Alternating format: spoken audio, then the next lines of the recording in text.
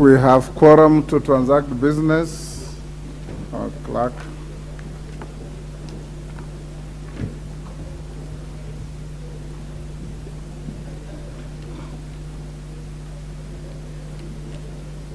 Order number 1, administration of oath. Order number 2, communication from the chair. Honorable Kwame, take your seat, the nearest.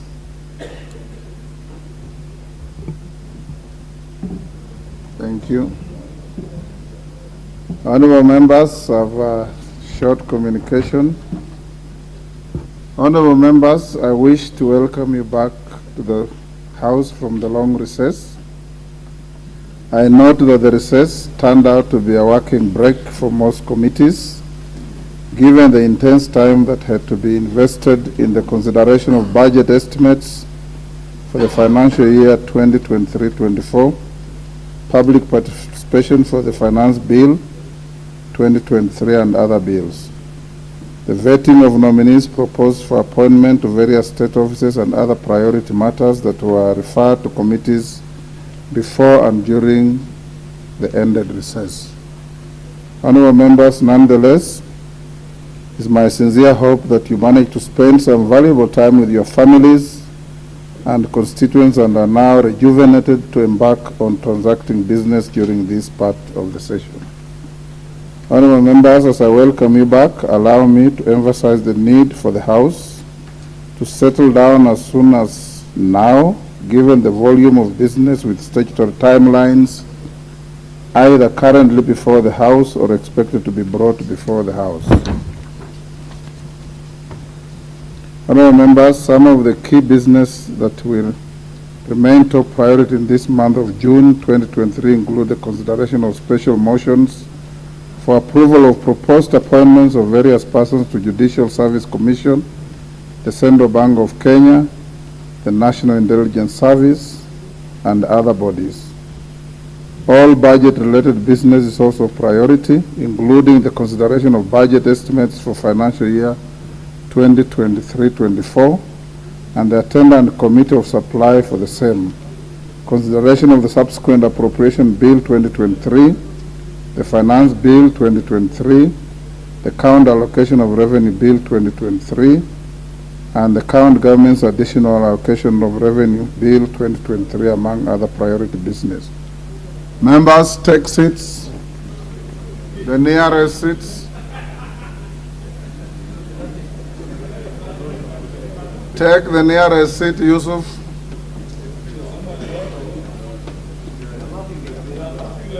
Members, the nearest seats are not normally the seats you occupy every day.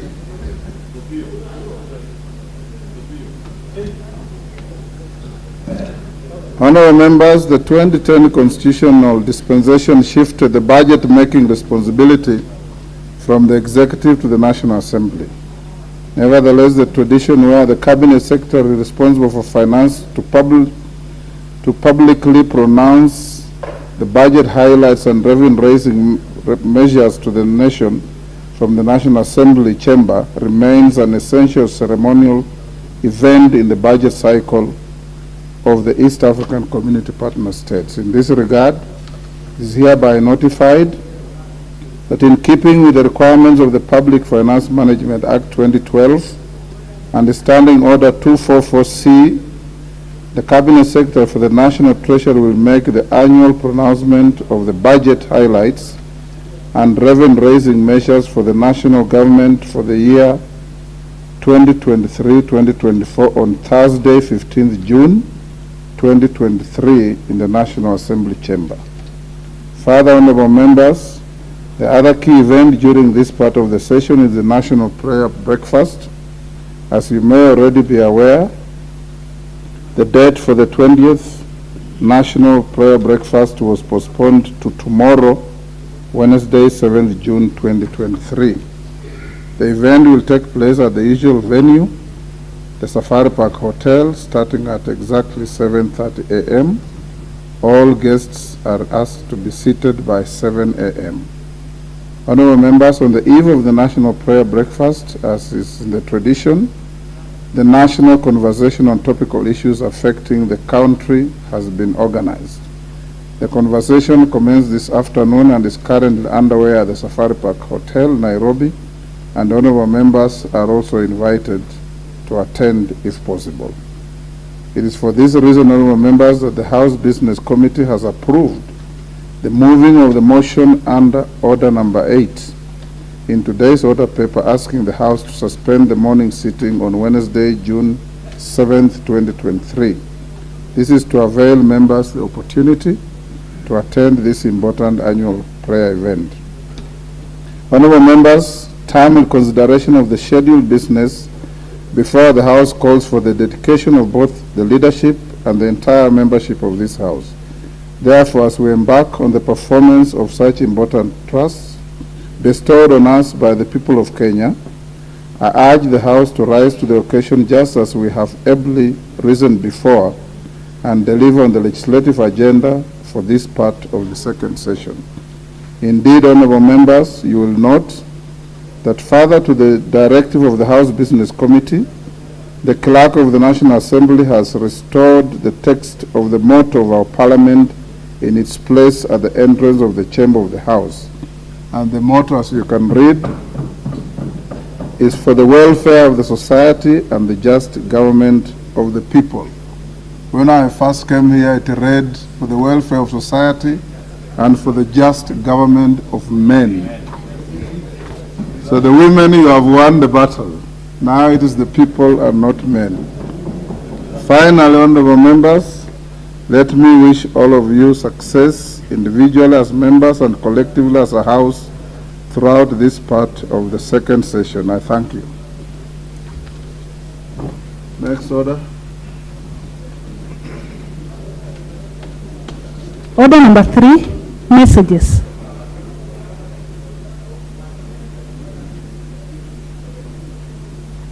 Honorable members at the bar, take your seats.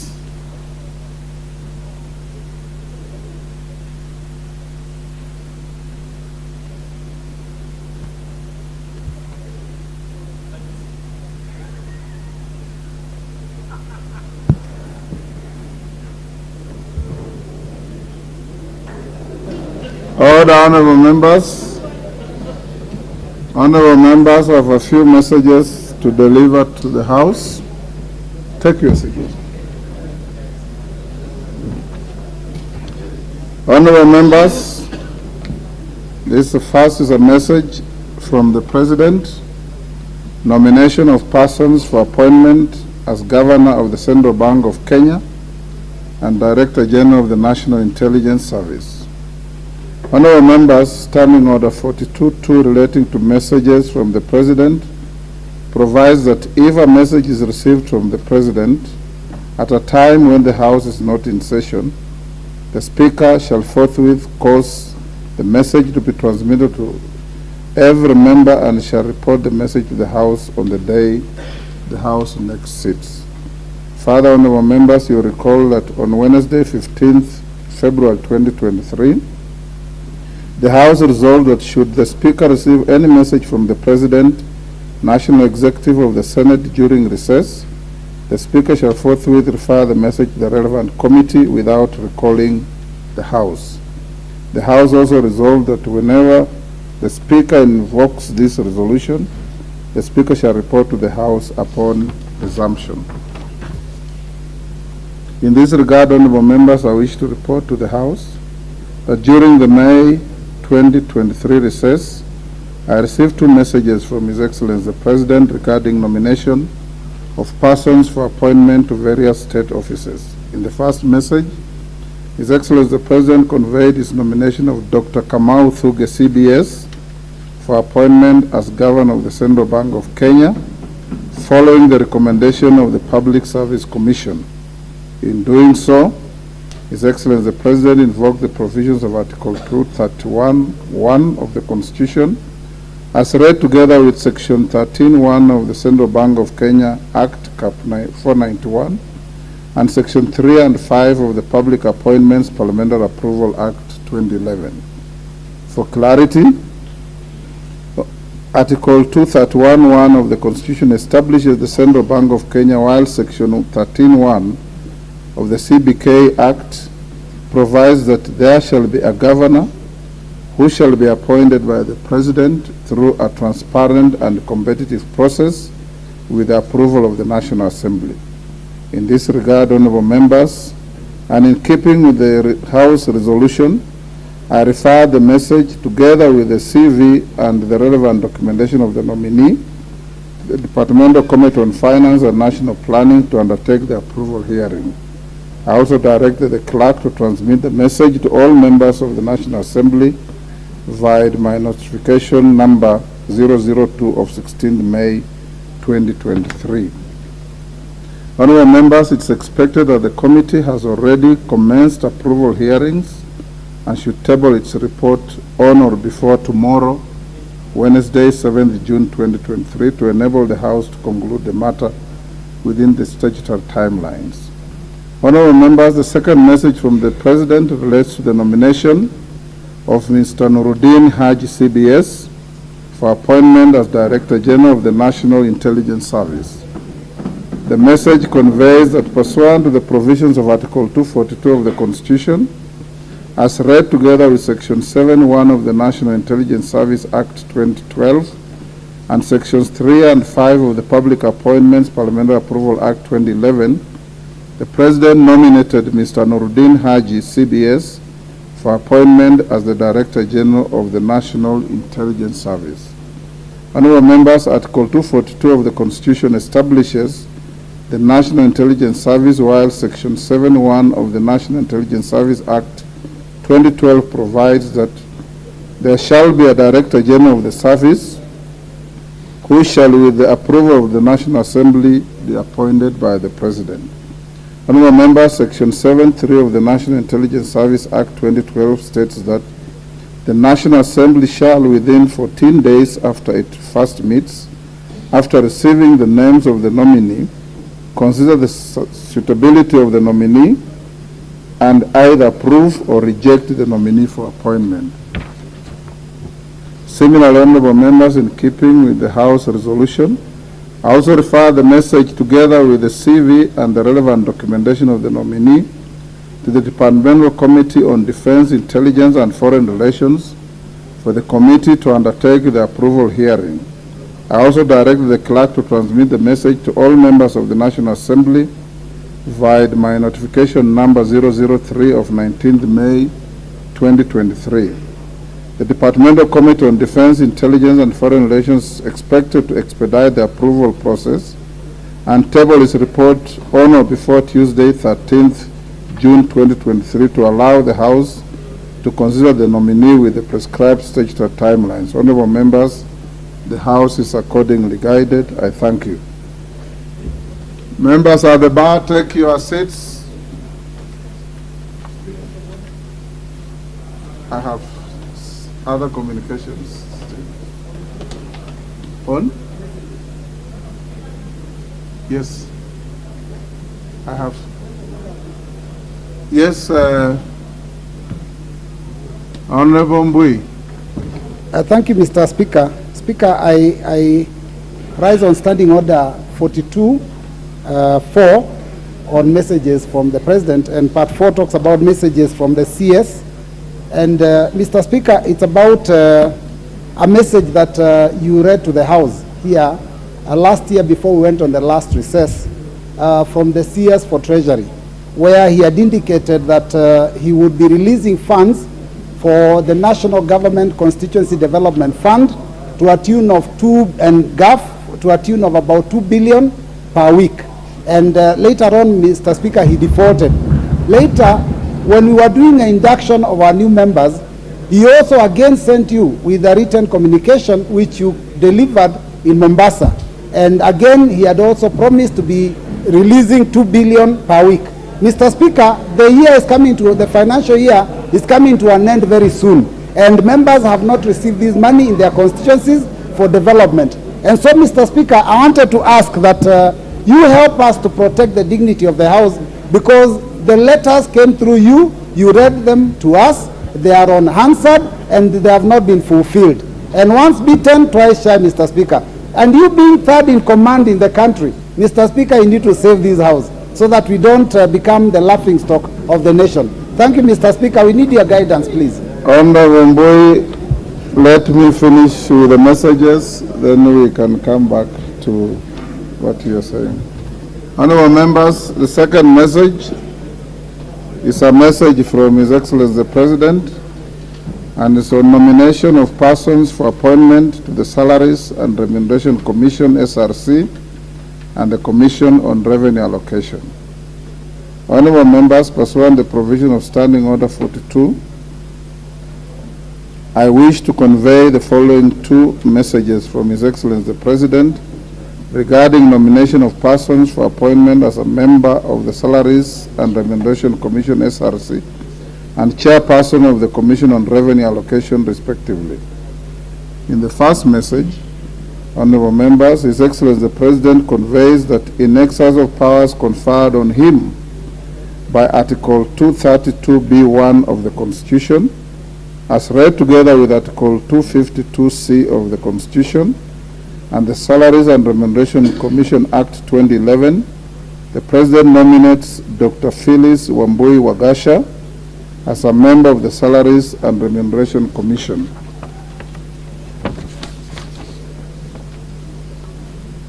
Honorable members, the second message from the President relates to the nomination of a person for appointment as a chairperson of the Commission on Revenue Allocation, CRA.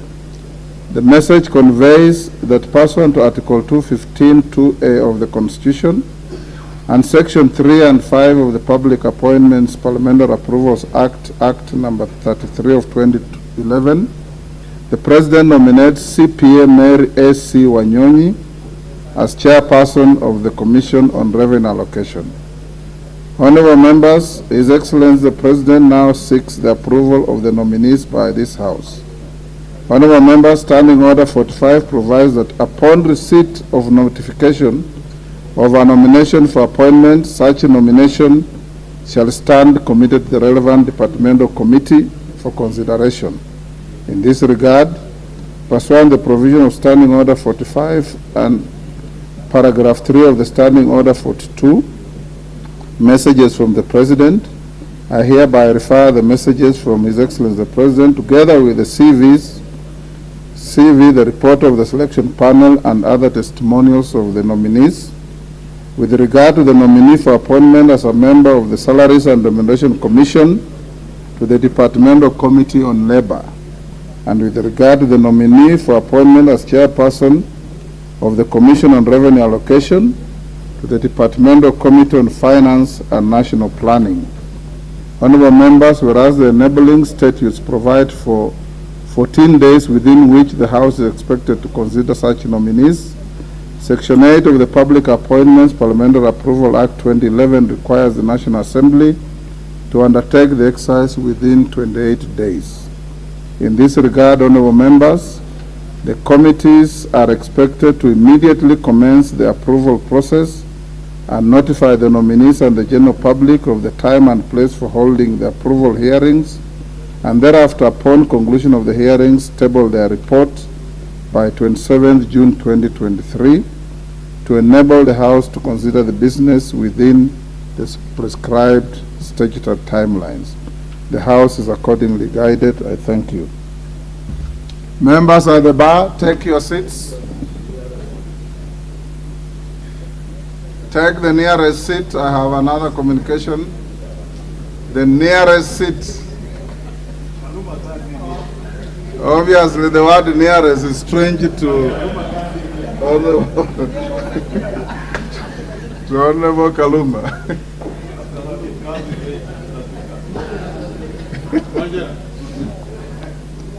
Okay. Honorable members, the next message is also from His Excellency the President, and this is nomination of persons for appointment as principal secretaries.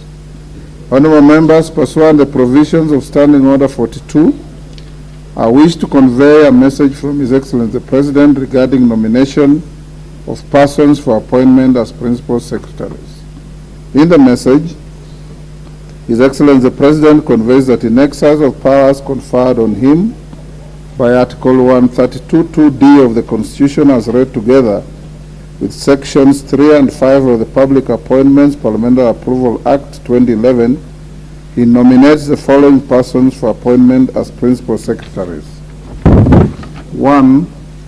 Ms. Salome Wairimu Muhia Biako, State Department for Correctional Services, Minister of Interior and National Administration. 2. Ms. Anne Njokiwa Ng'ombe, State Department for Performance Management and Delivery Services, Office of the Prime Cabinet Secretary. Honorable members, Article 132(2)d of the Constitution provides that the President shall nominate and with the approval of the National Assembly appoint and may dismiss principal secretaries. In this regard, His Excellency the President now seeks the approval of the said persons by the National Assembly. Honorable members, Standing Order 45(1) requires that upon receipt of notification of nomination of appointments, such nominations shall stand committed to the relevant departmental committees for consideration. In this regard and pursuant to the provision of Standing Order 45 and paragraph 3 of Standing Order 42, messages from the President, I hereby refer the message from the President together with the certificate of presidential nominations, the CVs, and other testimonials of the nominees to the respective departmental committees as follows. In regard with Salome Wairimu Muhia Biako, the Departmental Committee on Justice and Legal Affairs. With regard to Anne Njokiwa Ng'ombe, Departmental Committee on Administration and Internal Security. Honorable members, Section 8 of the Public Appointments Parliamentary Approval Act 2011 requires the National Assembly to consider such nominations within 28 days. In this regard, the committees are expected to immediately commence the approval process and notify the nominees and the general public of the time and place for holding the approval hearings. Thereafter, upon conclusion of the said hearings, table their respective reports on or before Wednesday, 28th June 2023, to enable the House to consider the matter with the prescribed statutory timelines. I thank you. On the matter raised by the Honorable Mbui, I think the answer or the response should come from the Majority Leader, because we have been working with him on this matter. And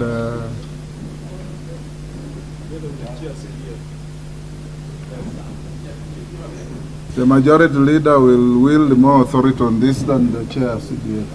Thank you, Honorable Speaker, and I'll beg your indulgence because I had engaged with the CS National Treasury last week, and he indicated they're in the process, I think, working on both disbursements for the counties and the NGCDF, but to be able to give a more appropriate answer, I will beg you give me up to Thursday afternoon or tomorrow afternoon for me to get back to him to get the actual status. You can bring a statement on the actual status on Thursday afternoon.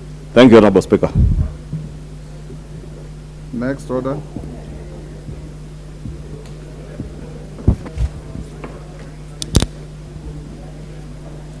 Order number 4, petitions. Order number 5, papers. Majority Leader. Thank you, Honorable Speaker. Honorable Speaker, allow me also to take this opportunity to welcome back all the members back to the House after the short but long working recess. And also thank members because many of them were very active in committees, both departmental committees and also the select committees that had opportunity to sit. Honorable Speaker, I beg to lay the following papers on the table of the House today, Tuesday, 6th June 2023. 1, legal notice number 40 relating to the excise duty amendment regulations 2023 and the explanatory memorandum from the National Treasury and Economic Planning. 2, legal notice number 56 relating to the universities regulations 2023 and the explanatory memorandum from the Ministry of Education. 3, legal notice number 57 relating to the access to information general regulations 2023 and the explanatory memorandum from the Ministry of Information, Communication, and the Digital Economy. 4, legal notice number 58 relating to the Public Finance Management National Peace Support Operations Fund Regulations 2023 and the explanatory memorandum from the National Treasury and Economic Planning. 5, the draft Public Finance Management Regulations and Public Participation Engagement Report on amendments to the PFM Act 2012 and its attendant regulations. 6, report of the special groups, youth, women, and persons with disability under a 30% preference and reservation scheme for the July to December 2022 period from the Public Procurement Regulatory Authority. 7, quarterly report of the Economic and Budgetary Review for the financial year 2022-2023 from the National Treasury and Economic Planning. 8, reports of the Auditor General and financial statements in respect of the following institutions for the year ended 30th June 2022 and the certificates therein. A, Kenya Law Reform Commission. B, Office of the Data Protection Commissioner. C, Kipchabo Tea Factory. D, Kenya Dairy Board. E, the Orange Democratic Movement Party. F, Jubilee Party. G, Kenya Veterinary Vaccines Production Institute. H, Kenya National Library Service. I, New Kenya Cooperative Creameries Limited. J, New Kenya Planters Cooperative Union, New KPCU. K, Communications Authority of Kenya, Universal Service Fund. I, Kenya Leather Development Council. M, Agricultural Development Corporation. N, Technical and Vocational Education and Training Authority. O, Universities Fund. P, National Environment and Management Authority. Q, Kenya Medical Supplies Authority. R, KAS-FC Talanta. S, Kenya Universities and Colleges Central Placement Service. T, Kenya National Innovation Agency, Kenya. U, National Museums of Kenya. V, National Council for Persons with Disabilities. W, Kenya Film Commission. X, Assets Recovery Agency. Y, Communications Authority of Kenya. And lastly, the Western Kenya Rice Mills Limited. Honorable Speaker, I am asked by the Deputy Speaker to also give special recognition and welcome back to the House to the Honorable Junet Mohammed, who has been away for some time.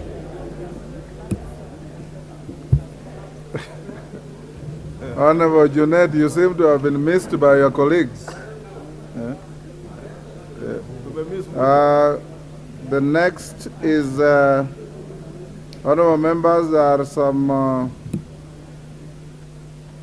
papers to be laid by the Chairperson, Budget and Appropriations Committee, and Chairperson, Departmental Committee on Finance and National Planning. We will stay them. They'll lay those papers around 4-5. They're still in their committee meetings. Chairperson, Committee on Regional Integration. Honorable Wanjiku Muhia.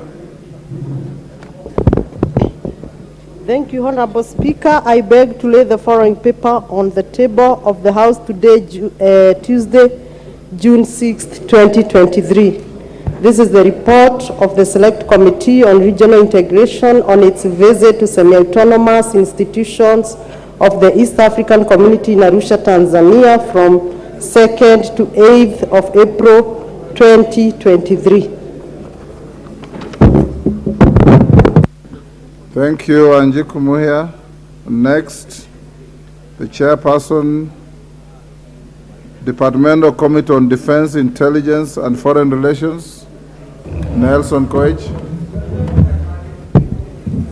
Thank you, Honorable Speaker. Honorable Speaker, I beg to lay the following paper on the table of the House today, Tuesday, the 6th of June, 2023, the report of the Departmental Committee on Defense, Intelligence and Foreign Relations on its vetting of the nominee for appointment as the Director General of the National Intelligence Service.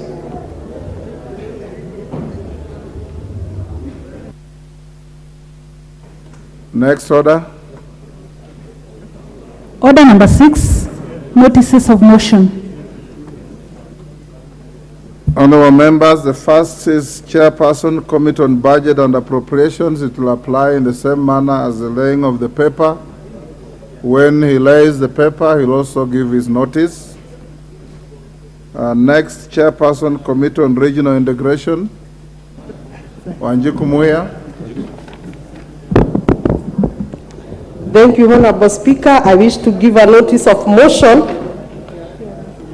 that this House adopt the report of the Select Committee on Regional Integration on its visit to semi-autonomous institution of the East African Community in Arusha, Tanzania, from 2nd to 8th April, laid on the table of the House today, Tuesday, 6th June 2023. Thank you. Next, Chairperson, Departmental Committee on Finance and Planning. He will give the notice at the time you lay the paper or the report. Next, Chairperson, Departmental Committee on Defense, Intelligence, and Foreign Relations. This is a notice of motion, vetting of a nominee for appointment as a Director General of the National Intelligence Service. Honorable Speaker, I beg to give notice of the following motion, that taking into consideration the findings of the Departmental Committee of Defense, Intelligence and Foreign Relations in its report on the vetting of a nominee for appointment as the Director General of the National Intelligence Service, laid on the table of the House on Tuesday, 6, 2023, and pursuant to Section 7, Subarticle 3B of the National Intelligence Service Act 2022, this House approves the appointment of Mr. Nordin Mohammed Haji, CBS, OGW, as the Director General of the National Intelligence Service. Thank you. Next order.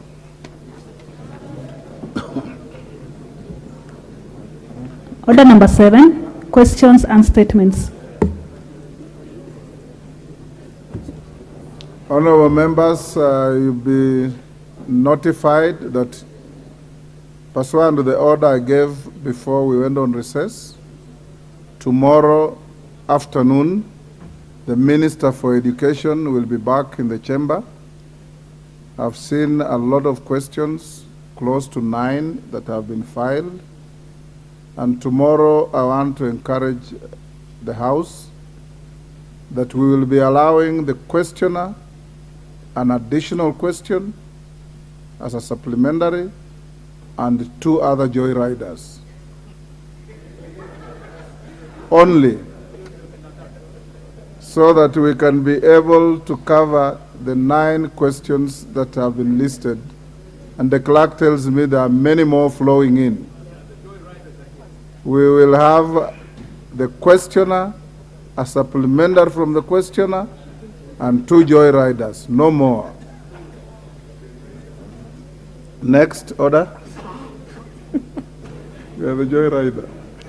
Order number 8, procedural motion, resolution to suspend a Wednesday morning sitting.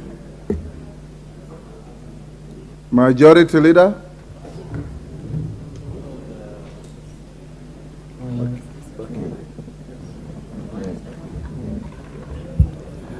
Honorable Speaker, that pursuant to the provision of Standing Order 28.4, calendar of the Assembly, this House resolves to suspend the morning sitting of Wednesday, 7th June 2023 at 9:30 a.m. The motion having been approved by the House Business Committee this morning is to allow members of the House to attend and participate in the 20th National Prayer Breakfast in the venue alluded to by the Honorable Speaker. The National Prayer Breakfast is now an annual event and organized by the Parliament of Kenya. Honorable members, as leaders, it is vital to hold and be part of such important activities. I therefore call for all members of the House to attend. Going forward, the National Prayer Breakfast will be one of the many activities in our calendar. With these few remarks, I beg to move and request the Honorable Chip Konga to second. I thank you, Honorable Speaker. Order, honorable members. It was agreed in House Business Committee that the majority moves, the minority leader seconds. When did that change? Wandai? Go ahead and second. We must honor what we agreed in the House Business Committee. You know, ordinarily, I do second motions moved by the leader majority, not his deputy, but all the same.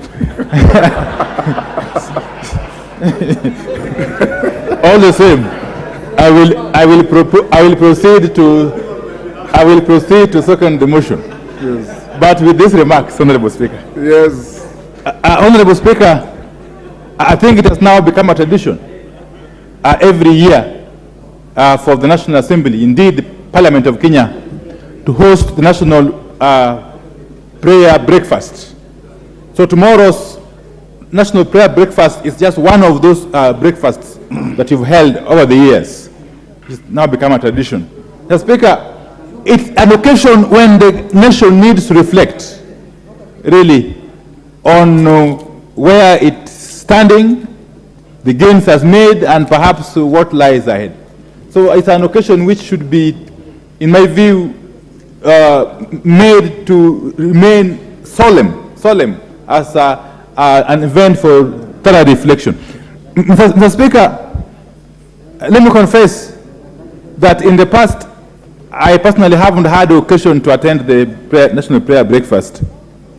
But for tomorrow, I will be attending. Tomorrow's National Prayer Breakfast, I will be attending. And I encourage members from across the political divide to turn up in the large numbers and attend the National Prayer Breakfast, which is scheduled for tomorrow. Of course, I must add the rider that my own leader, the Right Honorable Raila Odinga, and the entire leadership of the AZIMIO La Umoja One Kenya coalition will not be in attendance.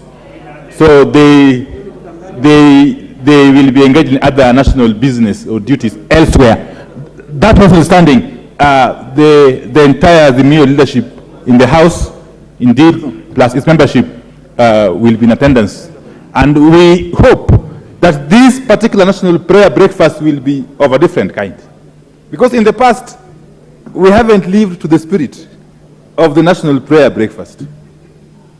Many times we have gone there, made lofty speeches, high-sounding remarks. At the end of the day, we go back to our usual selves. So let's hope that this event of tomorrow will be a different one, so that from there we can actually, for sure, embark on a renewal of the nation. Mr. Speaker, as I conclude, you know we may differ in very many things, as is expected anyway in politics. But one thing that is for sure a fact is that we all need God, Mr. Speaker. We all need God. And we must continually pray to God, collectively and individually, so that this country can be rescued. You never know, Mr. Speaker. This prayer event might actually soften people's hearts and perhaps lead to the withdrawal of the offending finance bill 2023. You never know. You never know. You never know. That's why I encourage my members, please stand up in your numbers tomorrow so that we can pray together and seek God's intervention. Thank you. May God bless. I second. Honourable members, I propose the question, which is that pursuant to the provisions of Standing Order 28.4, calendar of the Assembly, this House resolved to suspend the morning sitting of Wednesday, 7th June 2023 at 9:30 a.m. Majority Leader? Majority Leader wants to say something. Thank you, Honorable Speaker. And Honorable Speaker, I rise to support that motion. And indeed, as a leader of minority in seconding, but also to tell him the deputy leader was moving on my behalf, was on a phone call behind.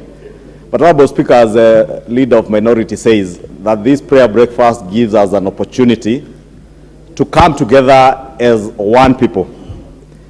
Honorable Speaker, is our perfect opportunity to come together and reconcile ourselves first to our God. And I appreciate that the leader of minority also appreciates that the role God has in all our lives, irrespective of our political affiliation, Honorable Speaker. Two, it gives us the opportunity to also reconcile man to man.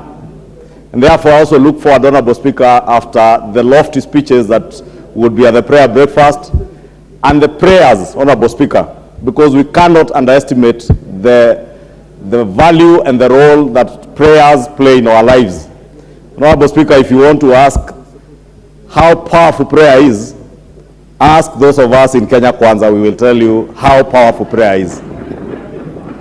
and we never take it for granted.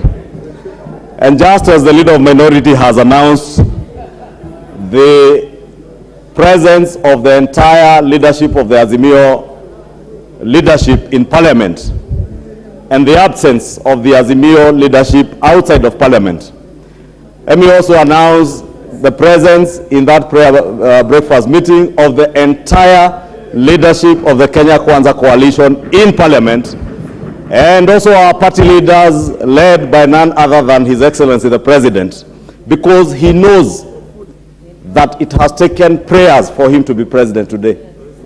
It has taken prayers for us to enjoy the peace and tranquility that we enjoy today. And Honorable Speaker, we suffered a drought in this country that we have not experienced for a record 40 years, and we kept saying that it is the worst drought in 40 years. Honorable Speaker, you remember when the President and the Deputy President led Kenyans in a prayer meeting at Nyayo Stadium. People made fun of it. But as I say, we can tell you the power of prayers, because after those prayers, Honorable Speaker, and prayers by many Kenyans, we have experienced rains in this country, and we want to pray, Honorable Speaker, even as we meet tomorrow morning to pray, that we not only reconcile ourselves to our God and our Maker, but also we reconcile amongst ourselves as political leaders, even as we seek to reconcile Kenyans.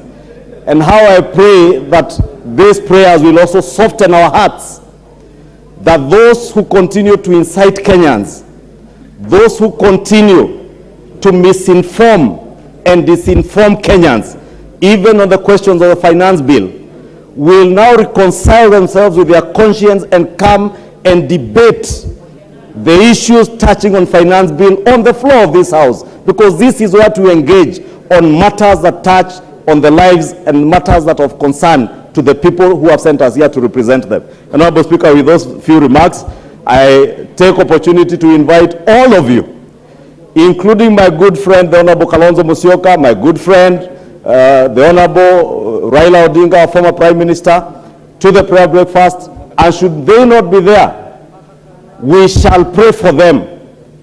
And I want to encourage Kenyans and all of us to pray for each other. Just like every day I pray for the former Prime Minister and my good friend, the Honorable Kalonzo Musyoka. Every day I do, and I'll continue to pray for them, Honorable Speaker. Just as I pray for my President and my Deputy President, I pray for our leaders. As I also pray, this is why, Honorable Speaker, you see the Honorable Junet. I have been praying for the Honorable Junet to show up again in Parliament, and I am happy he's here today, Honorable Speaker. With those many remarks, Honorable Speaker, I invite all of you to join us in the prayer breakfast tomorrow.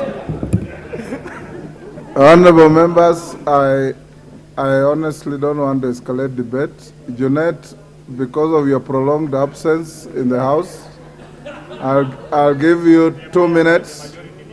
After you, thank you. Order. After you, I'll give the chair of the prayer breakfast committee, the co-chair. One of the co-chairs is in the Senate, and from this House is Chepkonga. Then I'll put the question. Buddy, you want to say something? Junet? Speaker, Mr. Speaker, 2 minutes. I stand to support the motion, Mr. Speaker, that we suspend the sitting of tomorrow morning so that we can have the prayer breakfast. Mr. Speaker, we have been having this prayer breakfast now for quite some time when I've been in this Parliament. It is very important, Mr. Speaker, that people come together, pray together, reconcile together, so that the country can move forward. But Mr. Speaker, this prayer also is a very expensive one. It's not the ordinary prayer, Mr. Speaker. The kind of food they serve there, Mr. Speaker, I don't know whether it comes through prayers also, because it's not a small thing, Mr. Speaker. So, Mr. Speaker, I don't know how we can get feedback whether God has accepted that prayer. It's what I've been looking for the last 5 years, Mr. Speaker.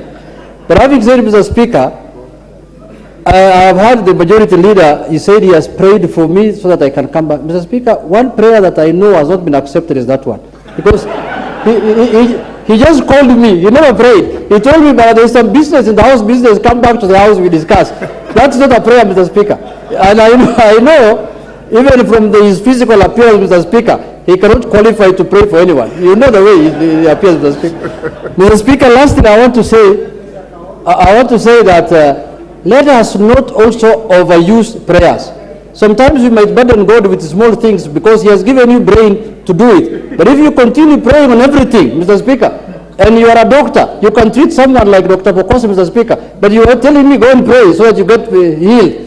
That one I will not accept, Mr. Speaker. So let us, tusisumbue Mungu pia sana, let us pray for important things that we need help from God. Thank you very much. Honorable Junet, God has never complained about I know.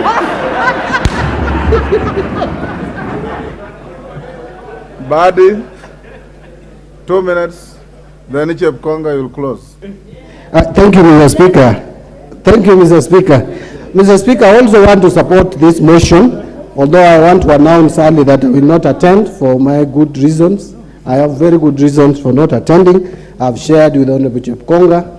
I still want him to do a lot more to convince me to attend this prayer breakfast. Mr. Speaker, I hope the caliber of the preachers will be carefully chosen so that we don't end up with preachers who, after we leave Safari Park, then you see them involved in Shakahola kind of case. That would be a big shame for this, to this house. Let it happen to other places like the executive, but not this house inviting people with questionable characters to pray for us. Finally, Mr. Speaker, I just wanted to remind Honorable Chungwa that he doesn't own God. God belongs to all of us. And by the way, he doesn't go to church quite often. I know him. I want to lecture him that God sometimes, when he finds that you are so tough-headed, he gives you very bad leaders so that you learn. You get to know that leaders can force you to pay all the money that you earn in form of taxes. Those are the kind of leaders God can give you if you become tough-headed. And I think Kenyans should now start learning that God can answer prayers by giving you very bad leaders. And you can see it, the kind of arrogance that comes from majority leader and the kind of arrogance that comes from other officers. I know, Mr. Speaker, if I mention those officers and you know them, you will ask me that they are not here to defend themselves. But the majority leader is here. This kind of arrogance, finance bills, Mr. Speaker. I have no way of knowing what is on your mind. So I can go ahead. But Mr. Speaker, and sit down. Mr. Speaker, Joe Biden, the president of the most... Your time is up.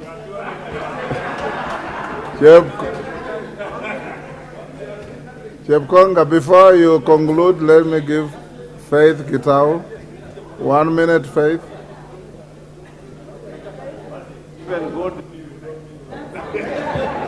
Thank you, Honorable Speaker, for giving me this chance.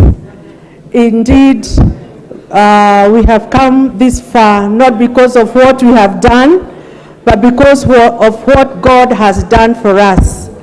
And therefore, this prayer breakfast tomorrow is quite very important. First and foremost, what we are going to do is to thank God for fighting each battle for each one of us. It wasn't easy even for us to be back here in Parliament, but God did it. And even as Kenya as a whole, we want to thank God that today we are seated here with Junet, who has been far away from us for a long, long time. And I want to support our majority leader here. It is because of the prayers that we've been offering that God brought you today. So we welcome all of you to our prayer breakfast tomorrow. Thank you. Tomorrow. Thank you, Faith. Chepkonga, 2 minutes. Thank you very much, Mr. Speaker. First, I want to thank you on behalf of the Committee of the National Prayer Breakfast for agreeing, Mr. Speaker, to suspend the House tomorrow so that all members can attend prayers. As you know, Mr. Speaker, the Bible reads in 1 Thessalonians 5, chapter 5, verse 16, it says, "Rejoice always, pray without ceasing, give thanks in all circumstances, for this is the will of God in Christ Jesus." So, Mr. Speaker, it is the will of God that we must pray. So it is an opportunity for all of us as leaders to pray. Secondly, Mr. Speaker, this National Prayer Breakfast is organized by Parliament. It's organized by Parliament, Mr. Speaker, and all members of Parliament are invited. Everybody has been given a card to attend tomorrow. Thirdly, Mr. Speaker, we have a slot for the very popular choir, the parliamentary choir, Mr. Speaker, where everybody sings. And Mr. Speaker, we expect to see every member tomorrow participating in singing to the Lord and praising the Lord. So I expect to see the minority leader and the majority leader leading that choir, Mr. Speaker. So, Mr. Speaker, with those remarks, I associate myself with the many remarks that have been made. And I would like to say, Mr. Speaker, you know God is not annoyed with people who make hilarious comments. God is also a joyful God. You know, He loves people who are hilarious. We are not sad people. This is an occasion to be happy, Mr. Speaker. So the honorable Badi, my very good friend, Mr. Speaker, whatever that he has just said, God is comfortable with it, Mr. Speaker. God is not annoyed with him. So welcome tomorrow to the national.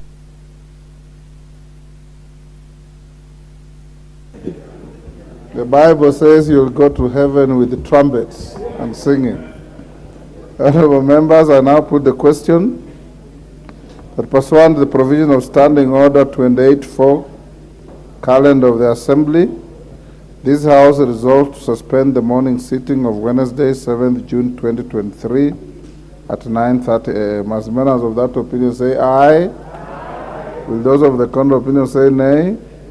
The ayes have it.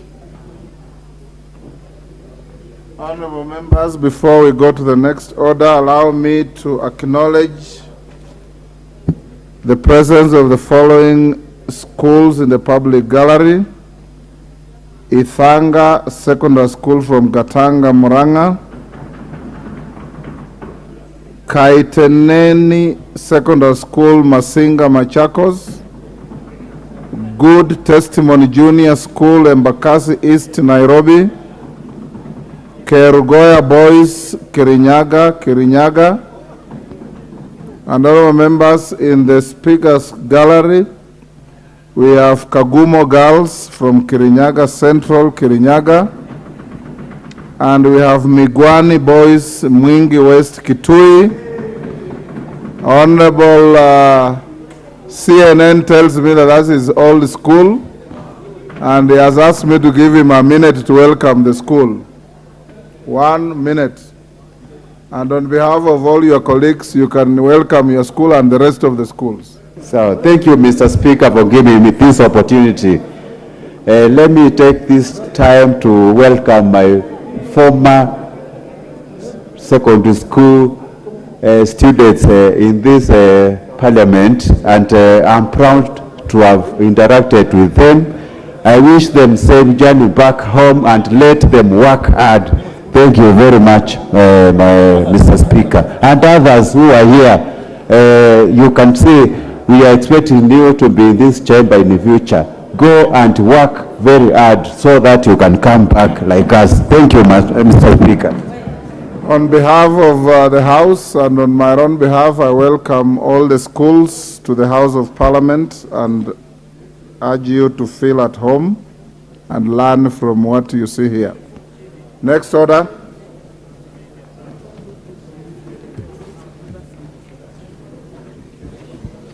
Order number 9, the Regional Development Authorities Bill, National Assembly Bill number 7 of 2023, first reading.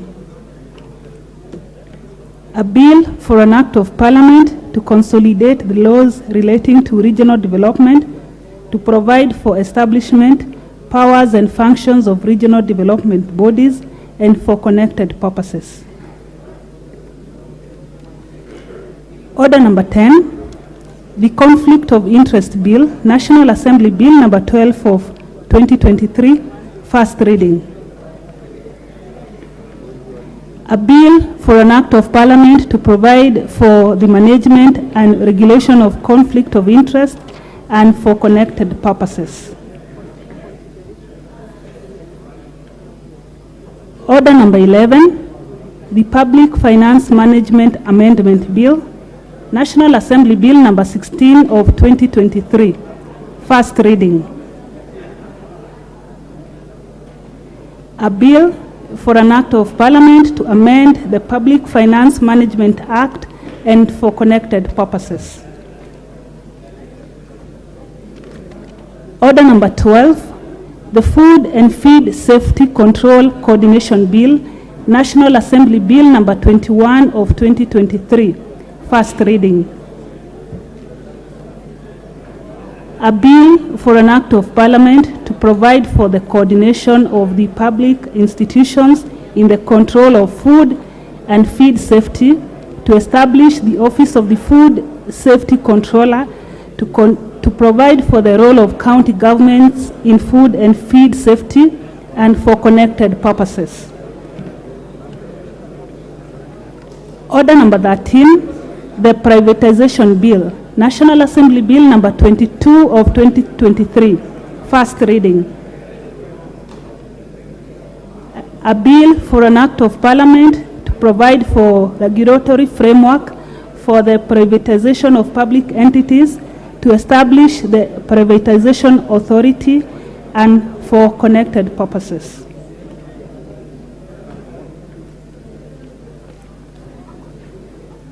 Order number 14, the County Government's Additional Allocations Bill, National Assembly Bill number 23 of 2023, first reading.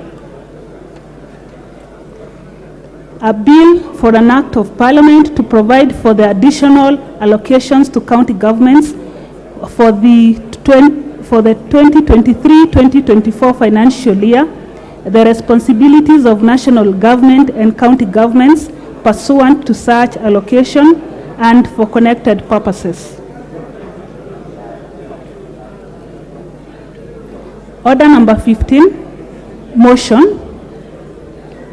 Consideration of the reports of the Auditor General on the financial statements for the National Government Constituencies Development Fund for 26 constituencies. Resumption of debate. Order, honorable members, before we resume the debate, Honorable Wanjiku Muya has a short statement to make. Go ahead, Wanjiku. Thank you, Honorable Speaker.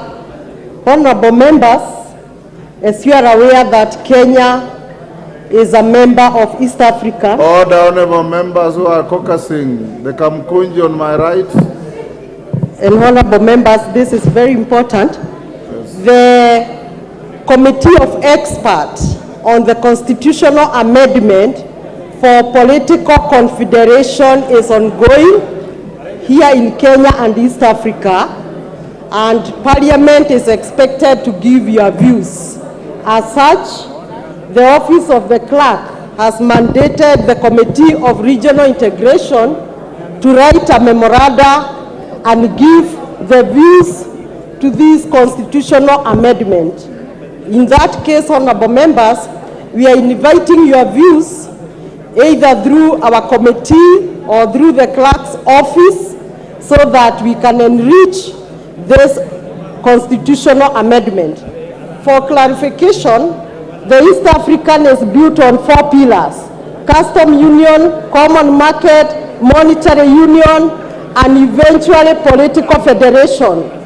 The summit, which is the highest level of governance in East Africa, gave a directive that we have political confederation as a transition before we engage to full-fledged political federation.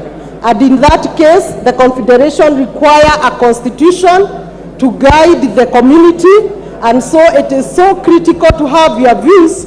Any person, any member of goodwill, we welcome you through the office of the clerk or the committee, particularly the lawyers in this house. Give us your views so that we take to Arusha a very enriched memoranda which will be considered in this constitutional amendment. Thank you, Honorable Speaker.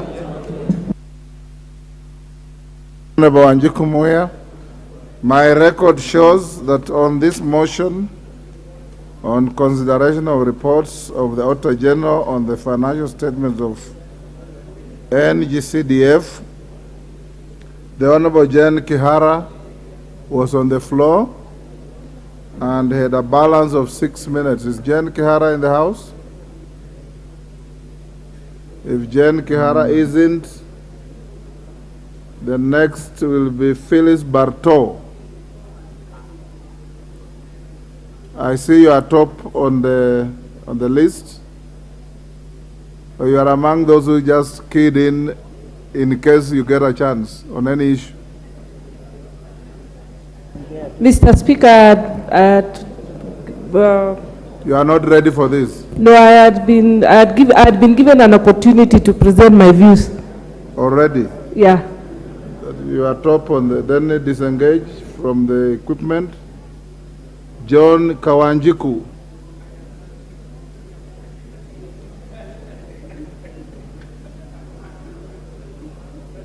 It appears Kawanjiku is ill prepared for this. Then disengage. Wilberforce Oundo. Had you keyed in to speak on this? Honourable members, this system of ours, before Oundo speaks, I have asked the House Business Committee that they may have to design a better system of electronic queuing to speak, so that at the end of every order, we wipe the screen and then you key in order of your interest. Because there are some of you come in at 1:30, 2 o'clock, block the screen and walk away, or block the screen and you are not ready to speak. Oundo, you are ready for this? Okay, I'm not Give so sure. Oundo, yes. I need to check. Honorable Speaker. Oundo, unfortunately you have already spoken on Yeah, this that's what motion. I was thinking.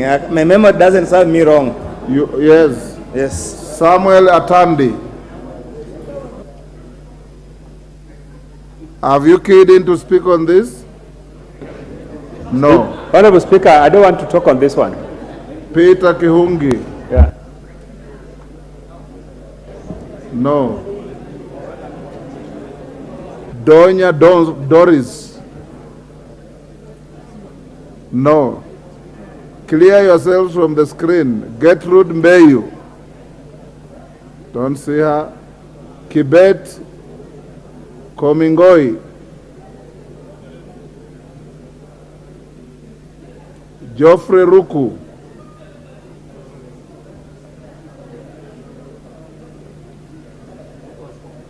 Geoffrey Mulanya. Amazing. Zamzam. Zamzam Chimba. Not Peter Orero of Kibra. He's not here. Robert Pukose. Give the floor to Honorable Bukose. Thank you, Honorable Speaker, for allowing me to contribute to this report of the Special Funds Accounts Committee on financial report, auditor's report for the financial years 2013-2014, 2014-2015, 2015-2016 for the counties of Mombasa, Kwale, Kilifi, Tana River, Taita Taveta, Lamu, about 26 constituencies. Honorable Speaker,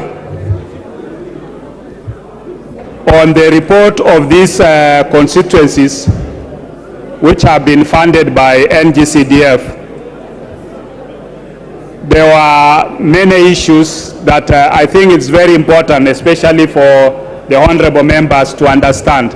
More often, you find that you have reports indicating that maybe a certain constituency is not doing well. It is not the member who is responsible for the day-to-day NGCDF financial earnings. And it is very wrong at times to blame the honorable members on some of those mismanagement in as far as constituencies are concerned. When you look at this auditor's report, the accounting officer for those constituencies are the constituency funds managers. And it's very important that every member, whenever the financial reports are tabled by the Auditor General, that the honorable members are able to look at it. And what we observed in many of these reports is that there were delays in as far as release of the funds to the constituencies. And this has tracked on up to today. Because as we speak today, Honorable Speaker, many constituencies have received less, almost all the constituencies have received less than a half of what they deserve. And Honorable Mbui raised an issue in the, when you gave your statement about reports from the head of state. And I think it is important that honorable members receive their share allocation of the CDF funds so that those projects which we had committed to do them, we are able to do it within the specified period.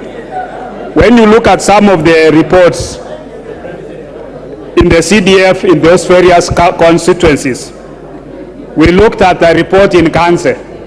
In the report from Kanse, you find that there is duplication of projects. A project which was funded by CDF has also been funded by the Equalization Fund, where you find that a dam, which was supposed to have been done by CDF, has also been allocated money from Equalization Fund. Then you wonder, how did the Equalization Fund, what is it that was done by Equalization Fund, and what is it that was done by the NGCDF? So that issue of co-funding, I think, is a big major issue that should be looked into. We also were able to look at some of the reports in some constituencies which were not able because of, you look at a constituency which is not able to expand because in some of the constituencies like Mfita, when you look at its report, Mfita is already exhausted. There are no new schools which are being built. The NGCDF is now building walls and other amenities, swimming pool, walls, doing electricity and other things. While in another constituency, there is even no funds to construct a classroom. Students are reading they are reading in a tree. One classroom is even not complete. So these are issues that there is a lot of disparities. And when we came back in the last parliament, there are some things that were done in making that CDF be done on ward levels. Yet some of the wards have a higher population than, even if you have 6 wards and somebody else has 3 wards, the population numbers within those wards are not the same. And therefore, you find that people end up with disparities in terms of even disbursement of bursaries and other services. So, Honorable Speaker, CDF or NGCDF has done tremendous things within these 26 constituencies in the coastal region that you are able to see, that you are able to feel. And therefore, I think we should be able to continue doing more audit reports, looking at what CDF has done, and really appreciating the services that the Wananchi are getting through CDF. With those few remarks, Honorable Speaker, I want to support the report of the committee. Order, honorable members. Order. The chair for the Finance Committee is now in the House. Allow me to interrupt the debate and allow him to table his report and give notice of motion Honorable Chair. Thank you, Honorable Speaker. Honorable Speaker, I beg to lay the following paper on the table of the House today, Tuesday, the 6th of June, 2023. The reports of the Departmental Committee on Finance and National Planning on its vetting of a nominee for appointment as Governor of the Central Bank of Kenya. Thank you. Go ahead and give the notice of motion. Thank you, Honorable Speaker. Honorable Speaker, I beg to give the following motion. I beg to give notice of the following motion: that taking into consideration the findings of the Departmental Committee on Finance and National Planning in its report on the vetting of a nominee for the appointment as a Governor of the Central Bank of Kenya, laid on the table of the House this Tuesday, the 6th of June, 2023, and pursuant to Section 13(1) of the Central Bank of Kenya Act, Cap 491, and Section 8(1) of the Public Appointments Parliamentary Approval Act of 2011, that this House approves the appointment of Dr. Kamau Thuge, CBS, as the Governor of the Central Bank of Kenya. I thank you, Honorable Speaker. Thank you, Honorable Kimani. Kawanjiku.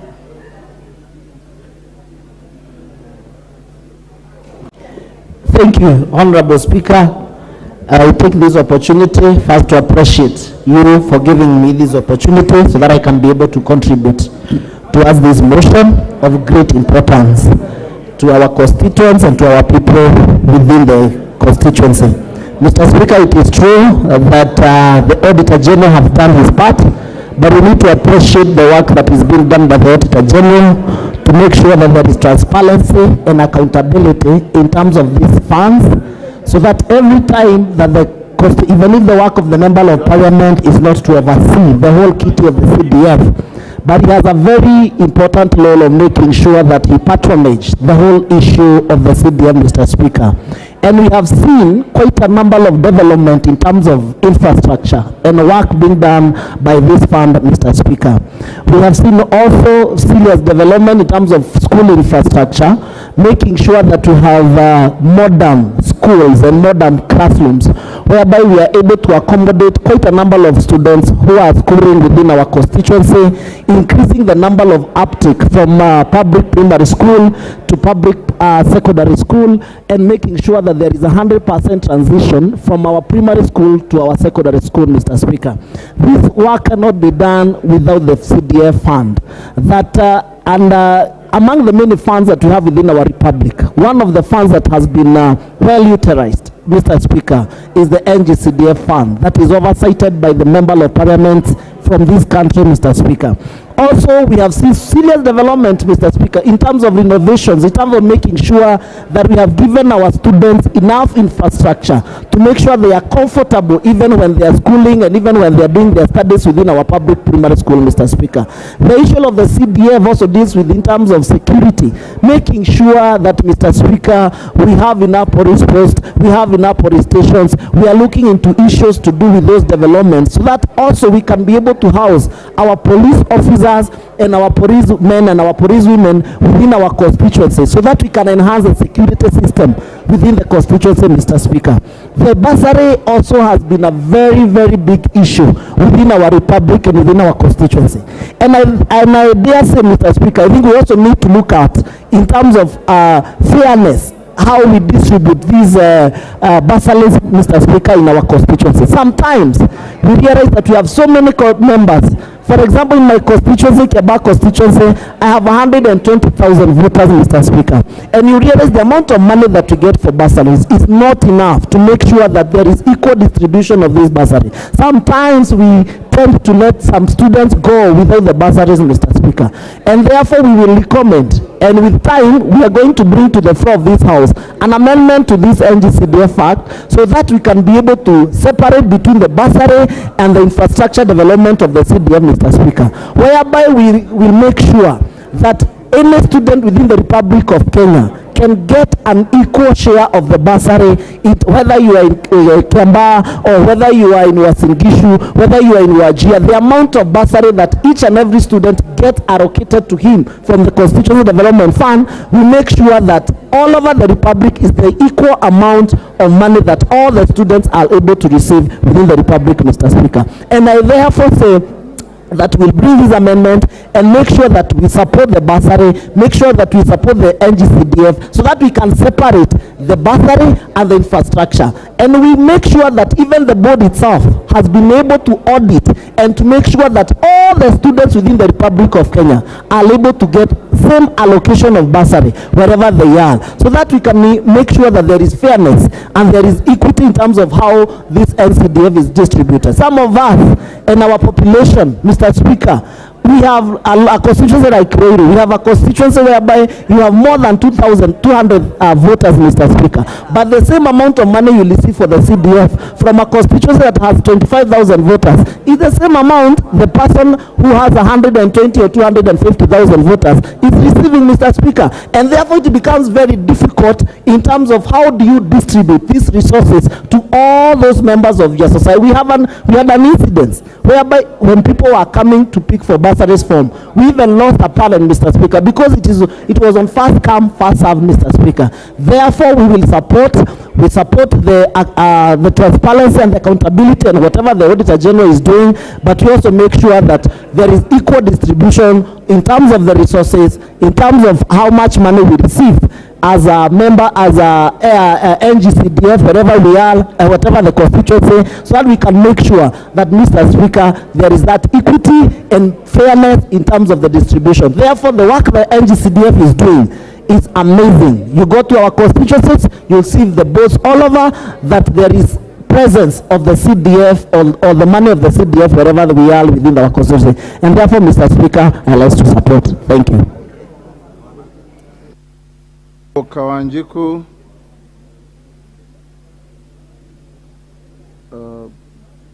Owen Bayer.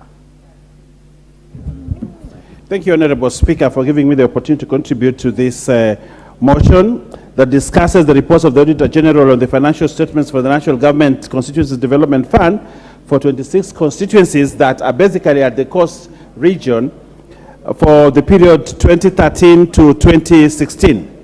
Honorable Speaker, one of the things that I need to note is this is for the 11th Parliament. This report covers the 11th Parliament, and actually they are late. I just hope that the committee in charge of CDF now will be able to give us reports on time. Secondly, Honorable Speaker, I happen to have participated on this report when my friend Dr. Pokose came visiting at the coast to oversee, or to, when they were doing the auditory, they were following on the audit queries. And I went around with Dr. Pokose, and I saw the kind of projects that were done and the issues that were raised.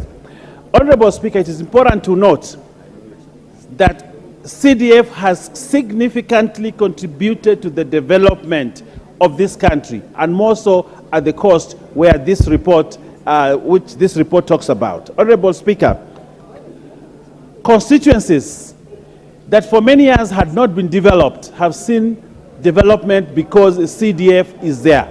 One of them is the Ganze constituency, which this report reports on. We have seen some level of development there because CDF has been there.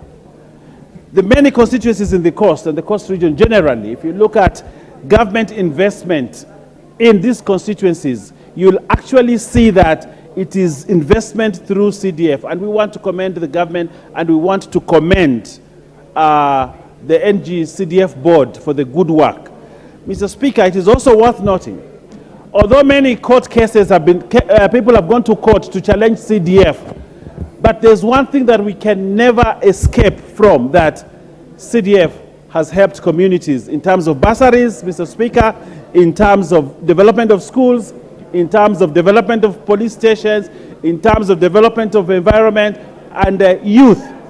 Today, a youth in a remote area in Ganze or in Kilifi North can have a football, can wear a football jersey, because NGCDF has provided those facilities. Honorable Speaker, I would like to say that the usage of CDF is the matter of this report, how prudent the resources have been used. There are times when we worked with Honorable Pokose and we saw the shame on how members actually implemented CDF projects, where you are told that a school should have been built here, but you go there, there is no school. So I want to ask NGCDF to actually strengthen the audit component so that as NGCDF committees are given money, there is good audit to ensure that the resources are used very well. We have seen, Honorable Speaker, I will tell you, I'll tell this House that my constituency has benefited immensely from CDF, and under my stewardship of CDF, I think we have done a commendable job. We have developed schools, we have developed very good infrastructure for schools, for chiefs, for police stations, you know, things that can be seen tangible in terms of development. What I would like to say is to ask governors that are given resources, actually more resources, that through county governments we would like to see more development. But I want to say that, lastly, I want to say that NGCDF has seen families that would not have taken their children to school. Now those children are in school and are retained in school and are able to finish up to Form 4 and are able to actually come home and say, I have qualified, I have a qualification. Kids who have gone to university because of NGCDF. So I would like to ask those litigants, those perpetual litigants who are always running from one courtroom to the other to try to stop CDF, that they need to stop these shenanigans and allow Kenyans to experience the magic of NGCDF. I thank you, Honorable Speaker. Thank you, Honorable Baya. Sarah Korere.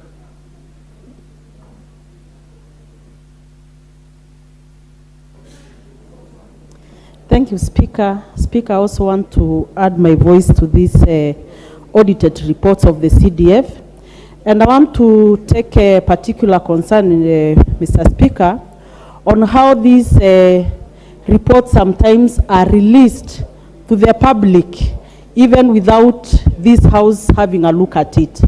And Honorable Speaker, sometimes when some things are not verified, and you see a very big column in the newspaper that MPs are stealing from the CDF. And Honorable Speaker, I want to believe there is no sane MP who can steal from the CDF. And Honorable Speaker, as Honorable Bias mentioned, some of the constituencies that have been marginalized over the years have really benefited a great deal from CDF. And Honorable Speaker, I hope even in future or very soon, this House will revise the amount allocated to NGCDF. Because when you come to some of our constituencies, the only trace of development you can see is what NGCDF has done.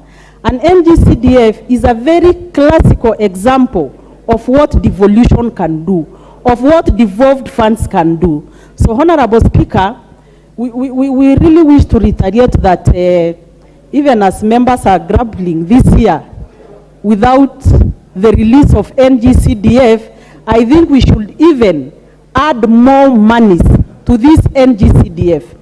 Mr. Speaker, you know marginalization is real in this country. And when you come to some of our constituencies, and some of the places we come from, marginalization has even been devolved. And that is why you hear the likes of Kuria asking for their own county. Even like Laikipia North would want to have our own county. But Honorable Speaker, there is no single constituency in this country that is not benefiting from the NGCDF funds. So Mr. Speaker, I would really want to add my voice and say, we would wish to add the percentage that is being devolved to NGCDF, and I urge my colleagues to be very, very diligent on how to use that NGCDF to make sure that places like Tiati will get more schools, more children go to school, so that we don't manufacture bandits here in year out. Thank you, Mr. Speaker. You Didymus.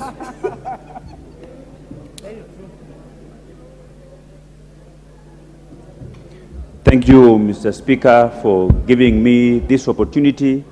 And I want to say that when you go through these reports by the Auditor General, you cannot doubt every single wording that has been put there, Mr. Speaker. And even as we all agree that NGCDF has done a very good job across this country, some of the audit queries raised, they touches on the competency of the accounting officers who actually fund account managers, Honorable Speaker. And it is very important that when the board recruits fund managers, they should be able to get very competent fund managers, because when these reports comes out and they have got very flimsy audit queries, people think that the member of parliament is to blame for all those audit queries. Yet our role is clearly stated in the law, Honorable Speaker, is to provide oversight. So as a house, we should not, and even I want to challenge the NGCDF committee, that they should also be keen to ensure that any fund manager whose accounts has been audited and that they are very flimsy audit queries raised, such people, they should be put to account, they should be trained further, so that we don't allow the very flimsy audit queries to dent the reputation of the very good impact that NGCDF is doing. And lastly, Honorable Speaker, we are almost moving to the, we are almost at the tail end of the financial year. We kindly urge Treasury to release the pending money for NGCDF so that even new members of parliament can begin to rubber stamp their entry into political leadership by at least launching projects within their constituency, because as we speak today, Honorable Speaker, there is nothing they can write home about, and we hope that our economy will quick to improve so that the money can keep flowing and we can keep to continue paying our bursaries for our children, continue building and improving our educational infrastructure for our various schools across this country. And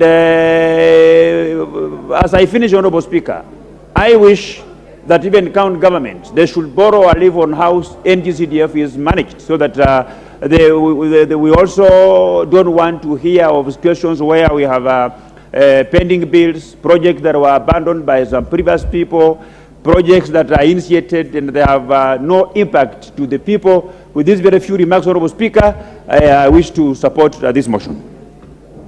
Karoli Omondi. Thank you very much, Right Honorable Speaker. I write to add my voice, though you have surprised me a little. I thought it would take a longer time, so I had not crystallized my thoughts. You are nearly on the top of my screen. But I think the work that we do with the NGCDF is quite clear, can be seen everywhere. But so far we've had some difficulties implementing most of the projects because of the economic situation of the country.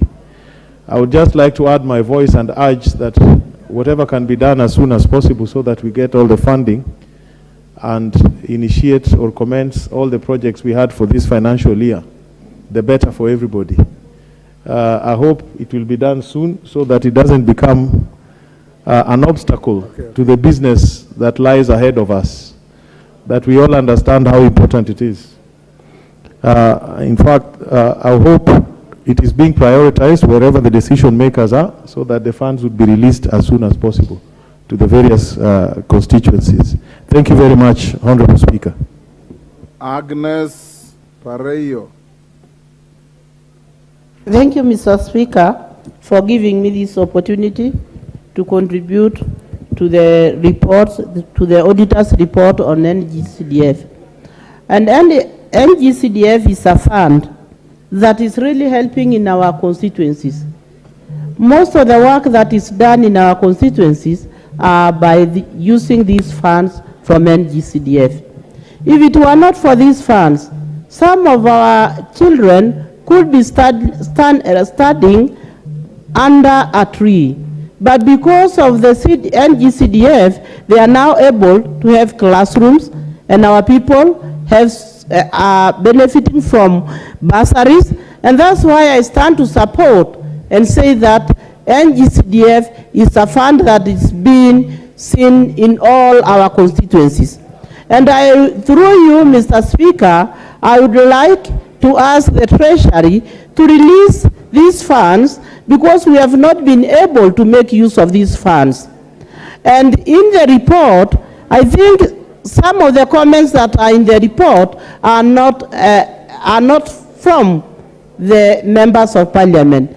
And therefore, we need to have competent officers that can be able to manage these funds and do the reports at the right times and do the right things. Because we have officers who are not competent, who come to our constituencies, and sometimes they don't even know what they are doing. So I think it is important for the management to make sure that the officers that we have in our constituencies know what they are doing and are able to account for this money the way it's supposed to be done. So I stand to support. Thank you. Thank you, Ma'am Agnes. Before I give the next, I want to allow the chair of the Committee of Budget and Appropriations to table your report and give your notice of motion. I had stayed your order on your request. Are you ready?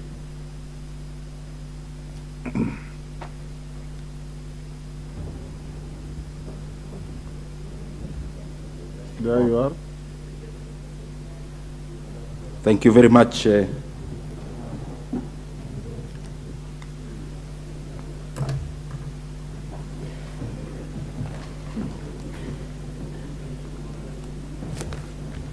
Thank you very much, Mr. Speaker. Honorable Speaker, I beg to lay the following paper on the table of the House, Tuesday, 6th June 2023. Report of the Budget and Appropriations Committee on its consideration of the estimates of revenue and expenditure for financial year 2023-2024 and the medium term, including a compendium of departmental committee reports on the estimates of revenue and expenditure for financial year 2023-2024. Thank you, Mr. Speaker. Go ahead and give notice of motion. Thank you very much, Mr. Speaker. Honorable Speaker, I beg to give notice of the following motion.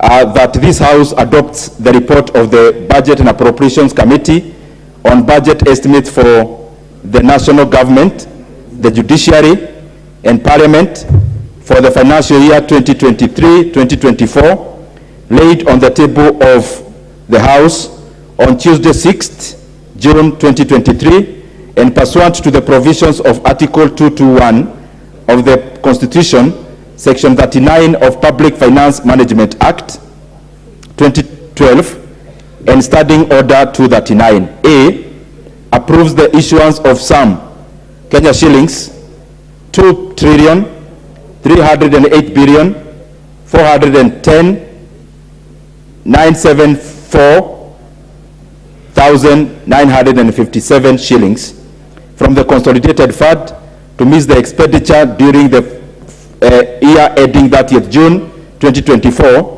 in respect of the votes contained in the first schedule, subject to paragraph C, Committee of Supply.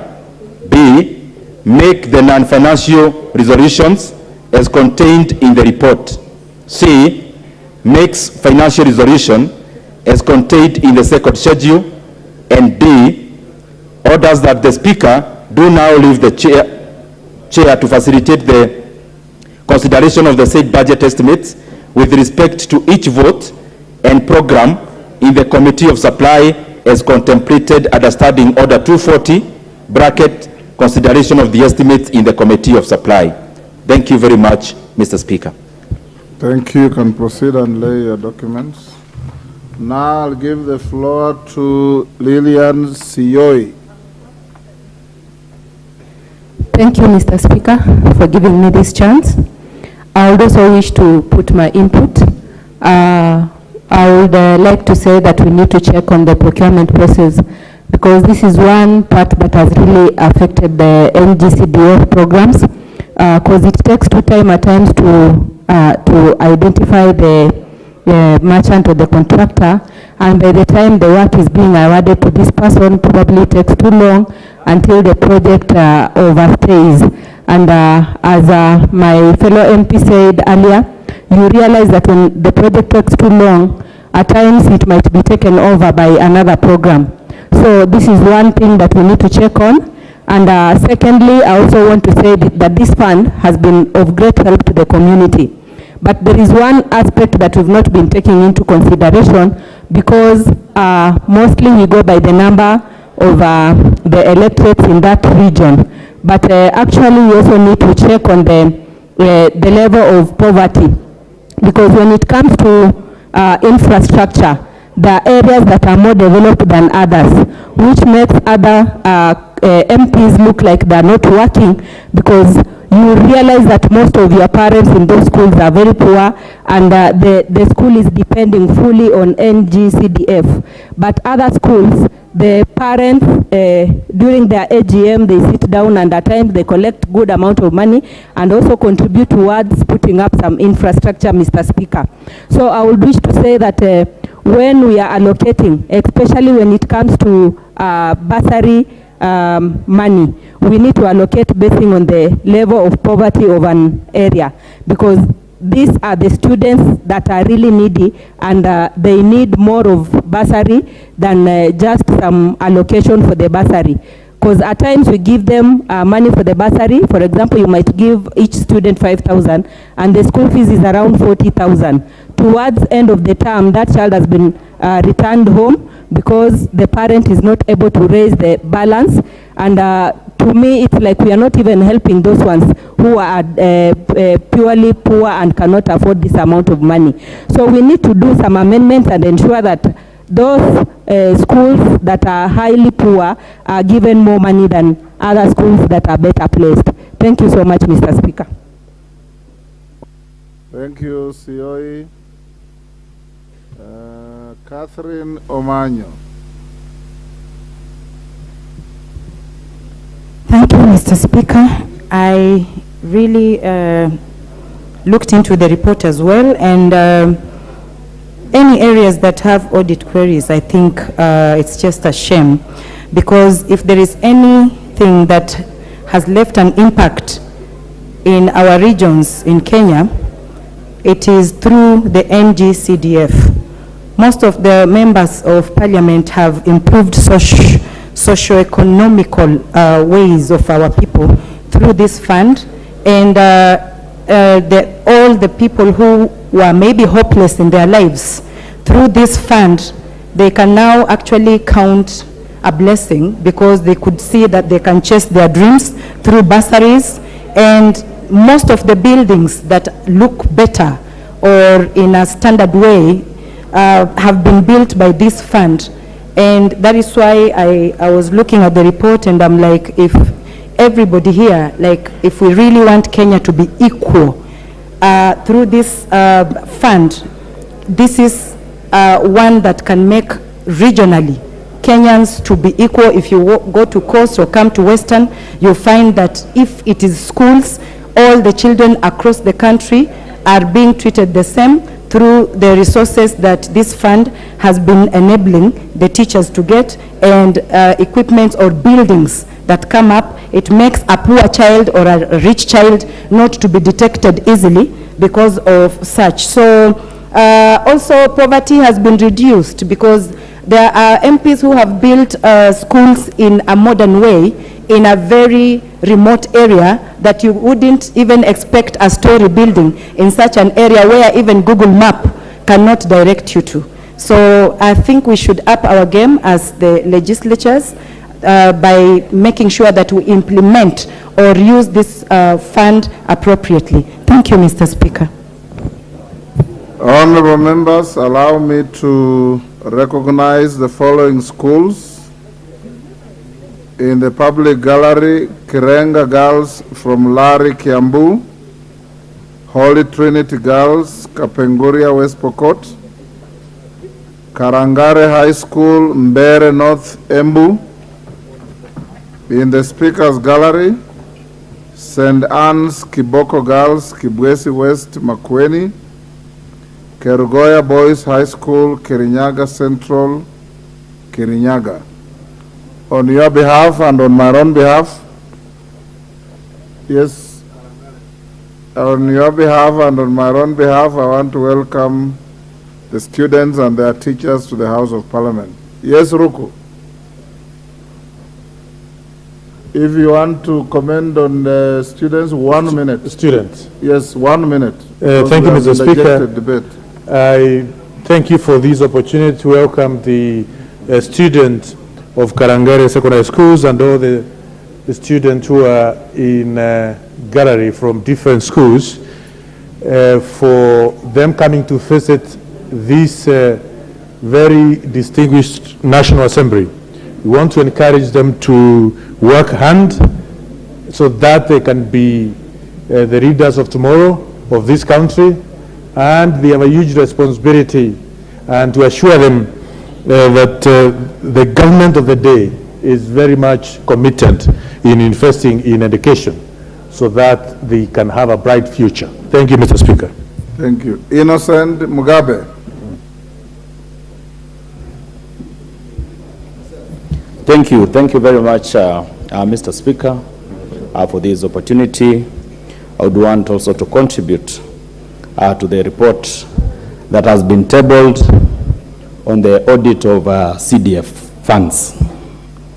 One thing I would like to say is that as members, we should really appreciate and take the audit issues seriously, because it is through these audit checks that we'll be able to realize areas of improvement. It is through these audit checks that we'll be able to know best practices that have been used in other places and that can be replicated in other areas. And I would like also to challenge, especially the NGCDF board, that after such reports, we need to have forums to share so that members can also learn on innovative ideas and methodologies that are used in certain areas to get best results. So audit checks are very important, and they should not be used for witch hunt, but should be used to help improve on our ways of delivering to the people. On this same matter of NGCDF, Honorable Speaker, we've seen a lot of people have talked about a very positive issues or very positive aspects on this NGCDF fund. Madam Speaker, these funds have clearly displayed that it is one of the best system or structures in implementing projects at the grassroots level. And it has shown, or we've witnessed, that is actually working. And if something is working and is good and is working for the better of the people of this country, the only best thing to do on it is to improve it. And we've had a number of suggestions on how to improve this particular fund, because its effect is felt at the very grassroots level. And on that, I also want to add my voice in it, that this is one of the funds that should be expanded. We need to increase the percentage of funds that goes to NGCDF, because it has been proved beyond any reasonable doubt that actually these funds work, and these funds work for the people. When you compare NGCDF projects with even national government projects or county government projects, you will find that there's a lot of efficacy on implementation of NGCDF projects compared to others. There is better utilization of public funds through NGCDF as compared to others. So, Madam Speaker, I want to add my voice that this is one fund that should be enhanced. This is one fund that we need to use the system and the structure that is there, capacity build the board, capacity build the fund managers, and help to devolve most of these funds, most of the government funds or government projects through NGCDF. On another level, if we do this right, through this system and structures of constituency level, we'll find that members of parliament will have a lot of autonomy in terms of decision making, in terms of representing their people, because they will have proper distribution of development across the country. We will not need to be coerced to make sometimes unpopular decisions in order to get development projects, because we already have those projects at the grassroots, and we will have now proper representation of our people. Thank you, Madam Speaker, and I beg to support. Thank you. The Honorable Member for Mombasa County, Honorable Zamzam Chimba. Asante sana, Madam Speaker. Naomba niweze kuunga mkono mjadala huu wa leo na niweze kusema NGCDF ni kwa kweli umesaidia wananchi wetu, hasa kwenye kujengewa mashule, kuangaliwa barabara za ndani na mambo mengi sana.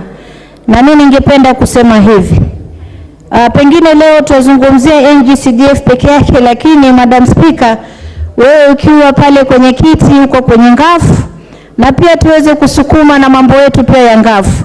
Mgao huu wa CDF umeweza kusaidia sehemu kubwa sana, na kile ambacho naweza kusema ni kuwa nimezunguka hasa katika kaunti yangu ya Mombasa, na ningependa kusema pengine wana upungufu mahali, manake utapata hata hizi skuli wamejenga na kuna zingine hazina hata zile perimeter wall. Kwa hiyo mimi ningependa kusema hivi, msaada umetokea mkubwa sana katika NGCDF, lakini waweze kuangalia ule mkono kama waweza ukavuka kidogo, ili waweze kusaidika zaidi. Hata kama mtu anajenga skuli, basi aweke na ile perimeter wall. Kwa mfano nimekuwa katika Jomvu High School, Jomvu Secondary, na ni skuli kubwa, lakini wale ni watoto wa kike pale hawana hata ile fence, perimeter wall hakuna, na ni boarding school. Kwa hiyo mimi napenda kusema hivi, pengine na nilipokuwa pale mwalimu mkuu aliniambia kuwa kulikuwa na lalama kuwa pesa hazikuweza kutosha, zimetosha kidogo kidogo ya kujenga zile dormitories na skuli kidogo, laboratory pia wanahitaji zingine, na wamelia sana kuwa wao wako katika hali hatari ya kuweza kuingiliwa wakati wowote. Kwa hiyo mimi na support mjadala huu, ila nasema hawa wabunge nao pia waongezewe. Na sisi kina mama wangafu pia, maana yake huwa ikitajwa NGCDF wabunge mimi na waombeni, sisi tukiwapigia upato hapa, na nyinyi pia muangalie kina mama wa kaunti 47 kuwa pia mgao wetu unakuja kwa wakati. Manake mpaka sasa na sisi hatujapata mgao na hali ziko tata kule mashinani. Kuna mambo ambayo tunataka kufanya kama kina mama wa kaunti 47, lakini mgao haujakuja licha kuwa mgao wenyewe ni mdogo sana. Kwa hiyo na support mjadala huu. Asante sana, Madam Speaker. Member for Gilgil, Honorable Martha Wangari. Thank you, Madam Speaker. I also rise to support this report and agree with members that NGCDF is one of the models that actually is held not only in the country but across the globe and the continent, Madam Speaker. Just recently, we were hosting the Zambia delegation led by the Speaker, Madam Speaker, and the one thing that they were keen to learn and implement in their country was that they wanted to ensure they have a model like CDF, and they are trying to craft that law guided by the NGCDF Act because it is a trailblazer in this area, Madam Speaker. I want to join my colleagues to note that the issues that are seen in the constituencies and in the counties, Madam Speaker, it is mostly NGCDF work that is even more visible than what is even being done by the counties, Madam Speaker.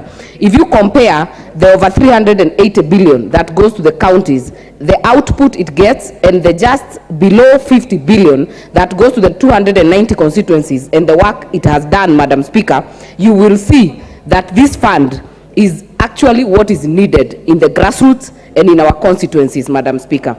I want to note, Madam Speaker, like for the new constituencies, like Gilgil, which was part of Naivasha a while back, Madam Speaker, we never used to see the development and the growth we are able to see today. Right now, that constituency can boast of a technical training institute, courtesy of CDF, can boast of many schools being centers of excellence, many students being educated through the bursaries, many chiefs, many police officers being housed because of the CDF. So, Madam Speaker, the issue and the need for CDF cannot be gainsaid, Madam Speaker.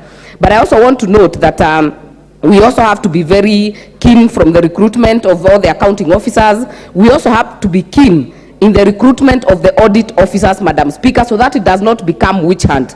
Because we will see a fund manager dealing with internal auditors this week, next week they have external auditors, the other week they have Kenao. So we also must be brave enough to root out the corrupt audit officers in that system, Madam Speaker, so that it is not used as a witch hunt for members of parliament. It is not used as a political tool to actually embarrass any county, but to get output and to get that streamlined, Madam Speaker. Madam Speaker, I want to end it there and say that we are pushing to get these CDF monies released, but we also must look at the law to ensure that the 5% that have been proposed can be achieved. And more importantly, Madam Speaker, we must get to a level, and this maybe the Senate or ourselves can do, Madam Speaker, to streamline the counties and the way they learn, to get a formula for the county funding that we take to the counties, so that we are able to know what percentage goes to personnel and what percentage goes to development. Because what is happening right now is that under the PFM Act, it stipulates that not more than 30% should go to, not more than 70% should go to salaries and personnel. But what is really happening is that many counties are not able to allocate even 30% of the money to development, Madam Speaker. We must get to a point where we will put a certain percentage to go to health, a certain percentage to go to roads, a certain percentage to go to water, and cover all the devolved functions the same way we do with the CDF, so that we know how much goes to sports, how much goes to education, how much goes to security. That is all stipulated, Madam Speaker. So I hope the counties can be able to borrow a leaf from how CDF is done. But Madam Speaker, with that, I wish to support, and allow me to also agree with the Speaker that as we improve this chamber, and I want to thank the clerk, because I think when we were during the recess, we find it looking even better.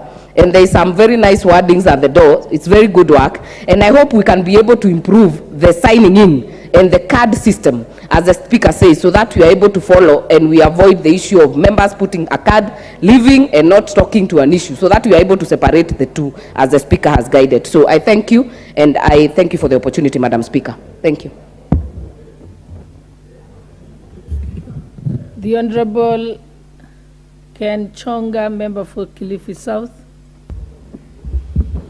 Thank you, Speaker, for giving me this opportunity. Madam Speaker, CDF is historical. It has its own history as to why it's there. The successive governments sat down and realized the need to come up with this fund. To be very honest, if we talk about how we have been able to bridge development enclaves in constituencies, or rather in regions of the country, I think that is where CDF has excelled most. Everybody is aware of how many people have had it so difficult to go to school prior to CDF was introduced. And also, there are those who have been celebrating since CDF was introduced. Indeed, as much as there have been complaints here and there that there has been some mismanagement, or rather the fund needs to be well structured enough, there's so much that has been gained out of it. We have so many kids today who can afford a smile because of CDF. We have those who have graduated to different levels because of CDF. It is the only fund, actually, if I should concur with my fellow member Wangari, that can be visible on the ground. Madam Speaker, to some extent, some of the members have had to break the law a bit, but to fix areas which are not supposed to be CDF, or actually where the main national government could fix, just to make sure that people can be able to be safe and enjoy safe living. More often than not, CDF has been called upon to rescue issues of security, and it had excelled very well. More often than not, CDF has been called to rescue some roads which are leading to schools. Just because the road is leading to school, we find that CDF has made life easier. Otherwise, even the national government cannot access that school. And that is a reality. CDF, in so many other occasions, issues to do with the environment, we find coming in to bridge that gap. It has made the life of our people actually bearable more than when it was not. And in that respect, therefore, I stand to support the bill of CDF. Thank you, Madam Speaker. Member for Kangema, Honorable Peter Kihungi. Okay, thank you, Madam Speaker. I start to support the report. Madam Speaker, on issues to do with CDF, Madam Speaker, we have now, this is the only fund that is making impact across the constituency. And I think as it has been, we need to do some few amendments on the CDF.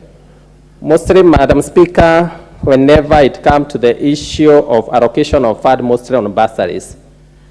We have seen, Madam Speaker, there are constituencies which whenever funds are allocated for bursaries, you find that the students that they are supposed to allocate sometimes are few.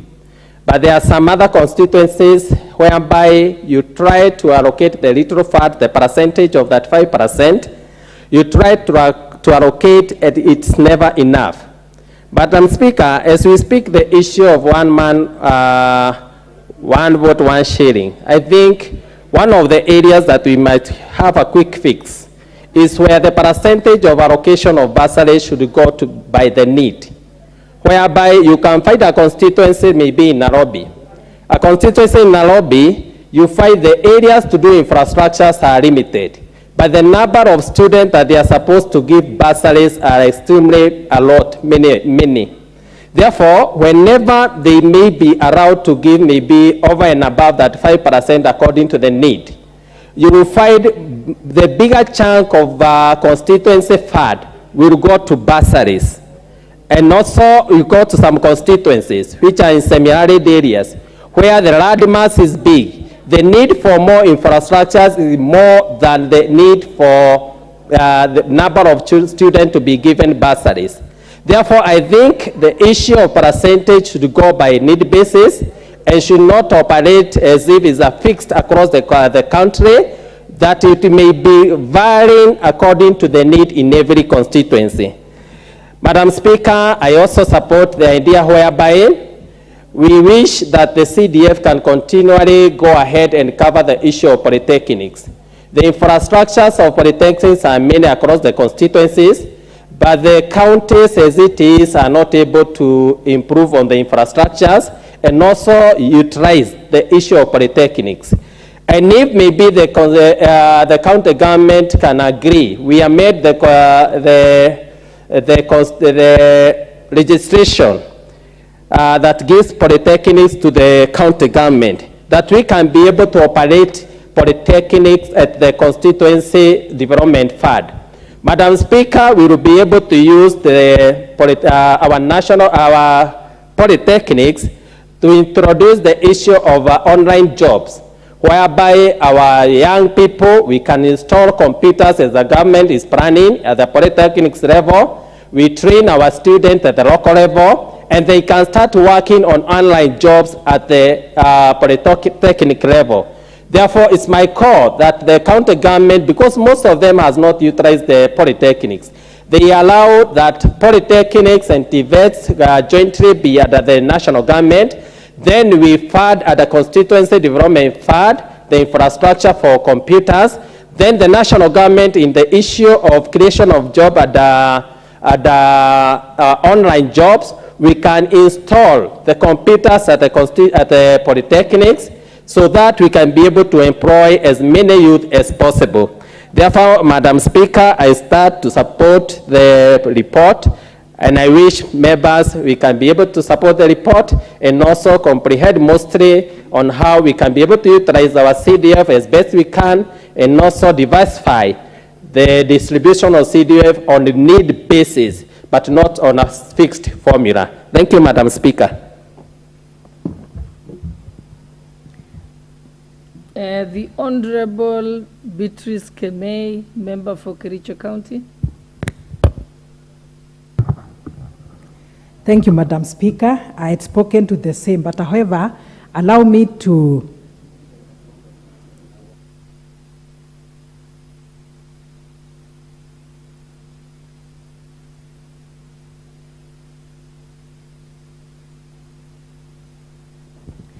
the Honorable Member for Siaya County, Honorable Christine Ombaka.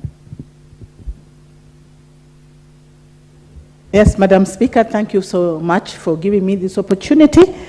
I'd like also to add my voice to the report on CDF.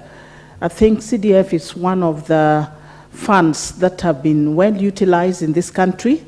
Everybody knows about CDF. Even an old woman in the village knows there is CDF, and that if she wants money for bursary, she knows where to go. So it is well known because of the good work it has done. Most members who manage these funds have put up very good structures. I've seen some on social media. Some of them have constructed story buildings, you know, schools that are story buildings in the village, and that gives a very good image of a school, and the school students begin to enjoy going to school because they are going to a very well constructed school. So I really want to appreciate the work they are doing, including police posts that they are putting up, as well as the chief's offices. I've seen that in my county. Members of parliament have done excellent work, and I want to say that the job is well done.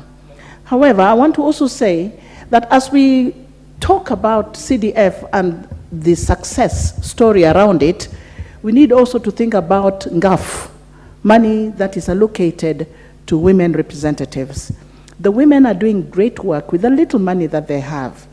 They don't construct schools, but they do other work that is related to schools, and sometimes they also bring into boarding schools beds, especially where there are no beds in certain schools. I have done that myself. I'm a woman rep for Siaya County, and I've made many, many beds for boarders because they're sleeping they're sharing beds, or sometimes they sleep on the floor, and it's not looking very healthy. As we talk about CDF, never forget about NGAF, because they are sisters. They work together as a team. We work together with members of parliament, but the unfortunate thing is that our money is far too little, and we cover such a huge area. We have a whole county. I cover 6 constituencies. That is also 30 wards. It's not easy to bring development with this money when you're covering a whole county. So I would like to highlight the fact that we should never forget about women reps whose money is so little, and when it comes to this house, let's always support women reps as well and increase the money that they have so that they can do a better job and just equal to the task of CDF. Otherwise, I want to take it that all of us are great performers. We want to do the best for our counties, and all that matters to all of us. Whether you are a woman rep or you are a member of parliament, you need money to bring development to your people. So let's support each other when it comes to increasing the funds for any one of them. Thank you, and I support the report. Member for Sirisia, Honorable John Waluke. Thank you very much, Madam Speaker, to give me a chance also to speak on this. Madam Speaker, the work of CDF is known, and it is seen, it is visible everywhere in the country, Madam Speaker.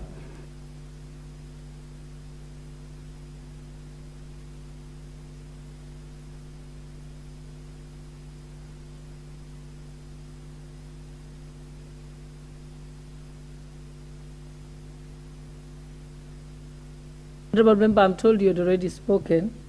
Please remove your cards if you had already spoken on this point. The Honorable Member for Kiharu Didinyoro.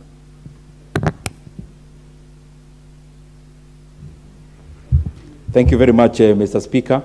Madam Speaker, sorry. I rise to give my comments in regards to the report before us. And Madam Speaker, from the onset, I want to say that I am a very excited supporter of NGCDF. One, because, Madam Speaker, many times we talk about national expenditure and we talk about what the government is doing, but, Madam Speaker, at many times, the citizens of Kenya are not able to conceptualize exactly what is government, who is government. Because many times we think government is an amorphous figure somewhere seated, Madam Speaker, and especially insofar as development is concerned. CDF, NGCDF demystifies what government is insofar as projects are concerned, and especially in regards to community projects. Going around the country, Madam Speaker, anyone would see the kind of changes NGCDF has brought to our communities. Hardly would you go to any side of Kenya, to any corner of Kenya, without seeing the significance of NGCDF in regards, Madam Speaker, to projects that touch the members of our localities, and especially in the deepest, Madam Speaker, of the villages of Kenya. And therefore, Madam Speaker, we must keep on supporting NGCDF in all ways. We are already doing that through the budget. I am sure we'll be mentioning that tomorrow, insofar as enhancing NGCDF is concerned. And Madam Speaker, even structurally, I always feel that other devolved funds can borrow a lot from NGCDF, because the way in which NGCDF is administered, Madam Speaker, it can be a very good learning book for any country, and even within our country in regards to development funds. This is a fund where out of 100 shillings allocated, 95 goes into real, tangible development projects. And Madam Speaker, when we talk about real development projects, NGCDF is not just a kitty for building infrastructure, but also of adding value to the highest resource we have in the country, which is the human resource. And that is why, Madam Speaker, comparatively, CDF across all the 290 constituencies, we are the biggest supporters of education, Madam Speaker, only number 2 from the Ministry of Education. And this goes a long way into adding value, into servicing the human capital, because it is the highest priced factor of production that we have as a country. Madam Speaker, I have been toying with the idea that because we have been there as NGCDF, and a lot has happened in terms of brick and mortar, probably we could entertain ideas of even enlarging the bracket of bursaries that we are able to offer through NGCDF, and especially from the current BAD from 25 to 35% to somewhere around 50%.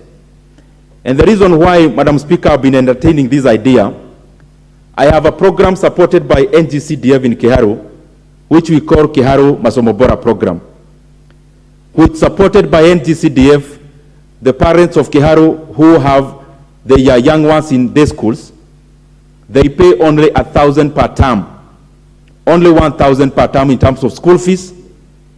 And those that which are interested in having remedial, they can have local arrangement with the teachers, but to a maximum of 1,000 per term. Madam Speaker, this is to enhance having as many of the people of that age in schools, but also, Madam Speaker, by making also school exciting. Because one of the things we've done even in that program is that we realized even us when we was in school, we could be kept in school more hours, not because of books, but other things that happens, and especially food. So after realizing that and knowing that we can't change that fact, we worked around it, changed even the menu, where majority of us when we was in school, we would take our staple food from Monday to the last day of the week, which is Friday. What we've done is to recalibrate the same. We have rice 3 days and the staple food, which is the very 3 days. And we also provide food over Saturday, Madam Speaker, so that those learners who would want to be in school even on Saturdays have an opportunity to be in school. Madam Speaker, I don't just wish to give the scorecard, but I am giving the facts in terms of how NGCDF can be transformative. Out of 112 public primary schools in Kiharu, Madam Speaker, when we took over, and with the assistance of NGCDF, our classrooms were dilapidated. They never qualified to be called classrooms, Madam Speaker, because they were structures that looked more like museums. But Madam Speaker, through NGCDF, we have been able to transform all the 112 public primary schools, and all of them, they look like what we call like academies, and all of them are tiled, Madam Speaker, to the exclusion of none, all the 112. Madam Speaker, the reason I'm saying that this is because I believe NGCDF being a community fund, there is a lot we can do around it, and especially in how we expend that money. Community money should not be expended by big contractors from big cities. The contractors who should benefit from the funds that are community-based are actually the people around the areas that we undertake those projects. And that is what we did in Kiharu, Madam Speaker. All our projects, we involve the local community. We use the procurement methods that necessitate that all the money remains around the community. And Madam Speaker, by doing so, initially we imparted skills. Number one, of fixing tiles to 150 foodies from Kiharu who have done all the tiling. And we also trained our in-house team of 150 who do all the manner of professional painting that we do. The reason I'm saying this is not basically because of Kiharu and GCDF. I'm saying this having Kiharu and GCDF as a representation of the other 290, just to show the country the level at which NGCDF can transform. Madam Speaker, because of the nature of this fund, we have had many other countries coming to Kenya. Just recently, I was with one of our colleagues, a friend of mine from the Parliament of Zambia. They have a similar fund like NGCDF, and Madam Speaker, they actually came to benchmark on how to administer NGCDF from Kenya. We have to keep ourselves alive into the dynamics of change, even in management of such funds, so that we do not again give these kind of tale stories like the ones we give when Singapore came to Kenya to run about national development. And therefore, the more the reason that NGCDF had to keep evolving so that it continues, Madam Speaker, to address issues that are current. And that is part of the reason why I still believe and entertain the idea that we must enlarge the bracket of NGCDF in terms of bursary, because many more constituencies can offer Masomo Bora or that kind of program where we lessen the burden of parents, Madam Speaker, and especially those who have their children in day schools. Mr. Speaker, I have seen there is a change just because of the viewers. They don't get confused. There is a Mr. and Mrs. And Madam. Mr. Speaker, I support this report and support the fact that we continue to be audited properly through internal auditors and also the Office of the Auditor General, because anywhere money is concerned, Mr. Speaker, and we are paying people for them to check on us, it is important for them to continue doing that job so that every shilling will count insofar as community development is concerned. Thank you, Mr. Speaker, and I also want to hail the kind of good work that we see being done in Homa Bay Town constituency, which is also one of the leading constituencies in terms of administering NGCDF. Thank you very much, Mr. Speaker.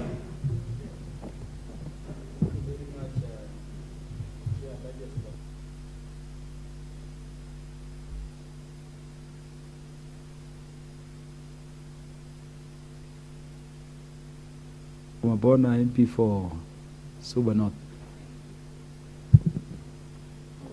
Thank you, Mr. Speaker, who is, I can see my good friend, Honorable Gladys Bocholei, has moved. And instead now we have my uncle, who is very preoccupied now with a new subject and agenda. But I will not mention his agenda. Mr. Speaker, I just want to say I support the report that is before the House on the audits of several CDF in different constituencies. But having said that, Mr. Speaker, I will not speak too much to a lot of the issues our members have spoken, but I just want to say that I indeed agree with member that CDF has enhanced development in our constituencies. Mr. Speaker, one of the things that was very common, especially in rural constituencies like mine, was mud-walled classrooms. With CDF, mud-walled classrooms have become a thing of the past. Mr. Speaker, the other thing that I would want to praise CDF for is enhanced equity. Mr. Speaker, in the past, what governments would do is if you didn't vote in for a government, and I've actually seen a statement to that effect very recently, then development would not go your side of the world. But with CDF, whether you support the government or not, you now have funds through which you can support. And through that, Mr. Speaker, it also enhances democracy, which is also a good thing. Mr. Speaker, however, one of the things that we need to mention about CDF is that we now need to move from equity to equality. Mr. Speaker, why do I say that?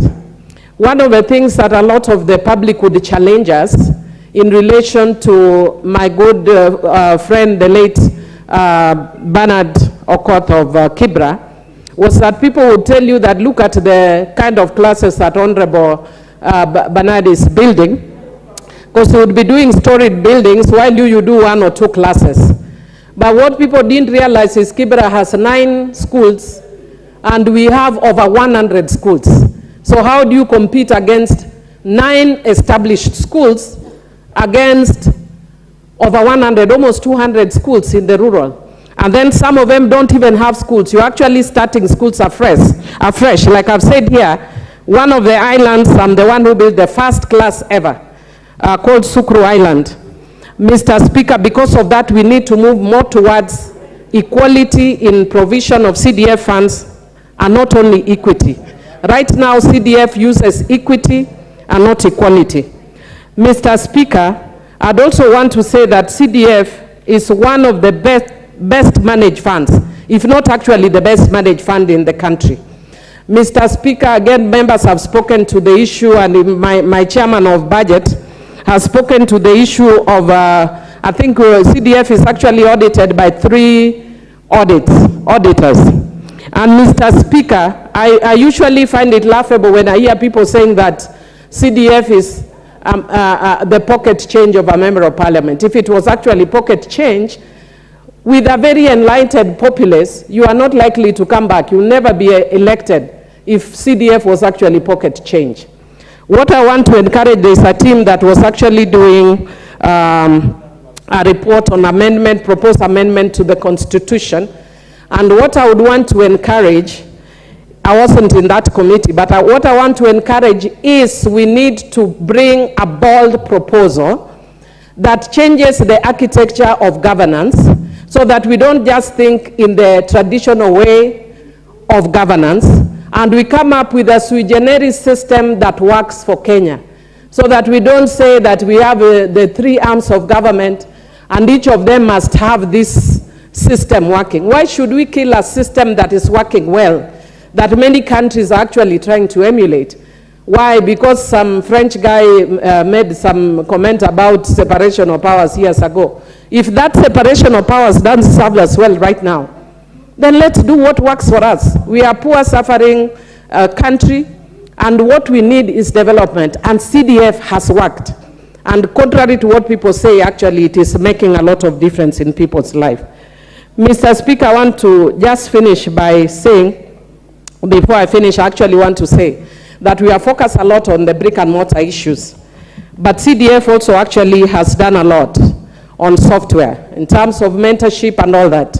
Suba North, we are just about to launch 2 books for our high school students and for university students and our program Mawina, which is a mentorship program for students. It's both scholarship and mentorship program that helps produce professionals within the constituency. So it's not just about brick and mortar. I'm just regretting, Mr. Speaker, that I wish CDF had taken on a lot more in terms of responsibility and taken away some of the responsibility from the county government constitutionally, because a lot of the county governments have failed us. They have a lot more resources than us, but in terms of the products, it's actually embarrassing. We sometimes have to be innovative and creative to meet demands which are actually county government demands, because they are not meeting them and the communities need them. So finally, Mr. Speaker, one of the things I want to say in terms of the audits, I want to say that because this CDF helps a lot of people, I want to encourage auditors that they need to be serious when they are auditing CDF. Let them not play monkey business with CDF. Mr. Speaker, in this country, it is very difficult to be ethical and to be a person of integrity. The people who are ethical and persons of integrity are the ones who are hounded by these auditors. Mr. Speaker, I think I've shared with you before when I first got into CDF, and I was informed that there could be a case of misappropriation. So being the nice ethical person I am, I came and reported and asked that my fund account manager be removed and requested for an internal audit. I have regretted to date why I bothered to be a good citizen, because we were actually given a false audit, creating fake schools, creating purported misappropriation, and then different government agencies that are supposed to be the ones that are ensuring that people do the right things are busy following you, asking you to give them bribes of 3 million. I told them to go to hell. And Mr. Speaker, we were with you when I took this matter to the EACC. I am actually sad to date that that matter has not been followed up. When you give a wrong and false audit, you say that a school that exists in Suba North does not exist. It's an imaginary school. And we give you bank records that shows that it was given money, merely because we've refused to give you 3 million. Honorable members of parliament here are shy, they don't want to say the things that go on in CDF in terms of our oversight role. Why? Because you know if you speak, you will be targeted. Me, I'm willing to be targeted so that things can go right. We are tired of being asked for money. Auditors start auditing and the first thing they tell you is bring up front so much money. For what? For nothing. And if you don't give, your results are qualified. So continue qualifying, but you need to do the right thing. I will speak the correct things until I leave this house. Even if I am sacrificed for speaking the right thing, I will. But we need to do the right thing that serves Kenyans, because we came here to serve Kenyans, not to take away money from Kenyans. So I'd want to encourage, first of all, the CDF office in Nairobi to look into how that audit was done so wrong that it is even embarrassing. When I actually showed them with evidence and proof that all these things that are being given here are false. To date, nothing has been taken against the auditor who did that report. What about the Ethics and Anti-Corruption Commission? They have not done anything. Instead, what you get is DCI, other agencies following you, asking you for bribes every now and again. And I want to tell them, shame on you. And the next time you call me, I'm going to mention you here by name. Stop following us here for bribes. If we don't speak these things, nobody will. Thank you, Mr. Speaker, I support. But let the auditors know that their work is to serve Kenyans, not to harass Kenyans. Thank you. Thank you, Honorable Millie Odhiambo Mabona, for that good direction in terms of how we should audit. The Honorable Rashid Bedsimba, the MP for Kisauni. Asante sana Mheshimiwa Spika kunipa fursa hii na mimi kupenyeza sauti yangu. Kwanza niunge mkono ripoti ya mhandisi wa fedha. Halafu pia nitilie mkazo kwamba did I see the Honorable RUTO Odinga, the women rep for Kisumu, request for the opportunity to talk to this motion?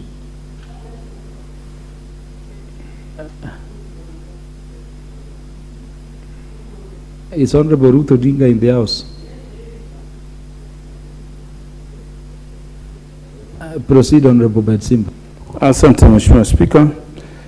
Nipeleke sauti yangu hasa kwa miradi hii ya hazina ya NGCDF. Mheshimiwa Spika, ile miradi inayopatikana inayoonekana katika maeneo yetu ni ya NGCDF. Na la kusikitisha zaidi ni kwamba hivi sasa tunakaribia mwaka mwingine hata robo ya pesa hatujapata. Ni hatari sana kwa sababu hii ndio fedha ambazo zilikuwa zinasaidia mwananchi ambaye ni maskini, ambaye hajiwezi, lakini sasa hana la kufanya kwa sababu ofisi zetu hazina fedha. Hata sisi tumepeana basari, lakini mpaka sasa hatujamaliza kupeana sekondari na vyuo vikuu kwa sababu fedha hakuna. Mheshimiwa Spika, nikueleze hivi sasa ni wakati wa mvua. Mijengo mingi ya shule imeanguka. Vyoo vimefurika. Kila siku kiuliza unaambiwa exchequer.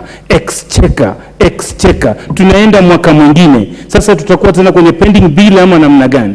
Hii ni hatari kubwa sana ambayo watu wanapitia kama Wakenya, hali ngumu. Ukiangalia mashule hivi sasa vyoo vimefurika. Kipindupindu sasa kinaanza kuingia katika madarasa yetu, katika mashule yetu, na huku unaambiwa ni exchequer, tunangoja exchequer. Lazima tueleze shida iko wapi, kwa sababu kama ni fedha ziko, kwa nini haziachiliwi? Na hii ndio miradi ambayo inasaidia wananchi. Nikupa mfano, katika shule za Kisauni kuna shule kama Kashani Primary, watoto wanasoma paka mlangoni, wanakaa chini, hata madawati hakuna. Watoto wanapata funza, zile floors zimevunjika, na huku fedha unaambiwa ngoja exchequer. Hii ni kitu cha kusikitisha sana kinachoendelea.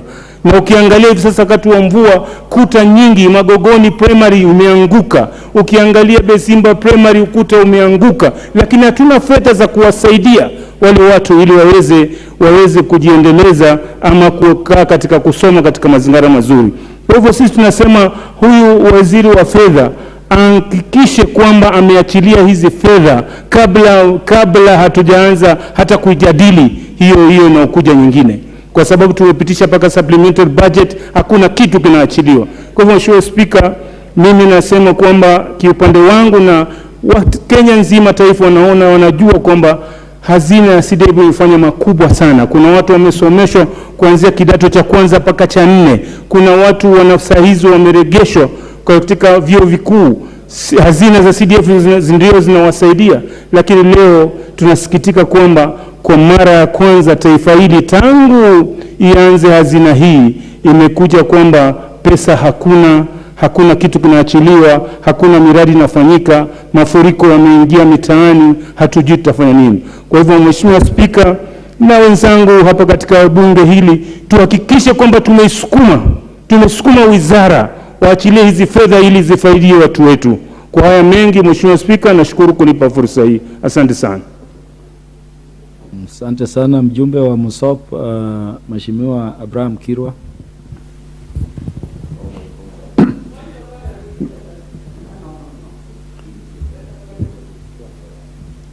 Mr. Speaker,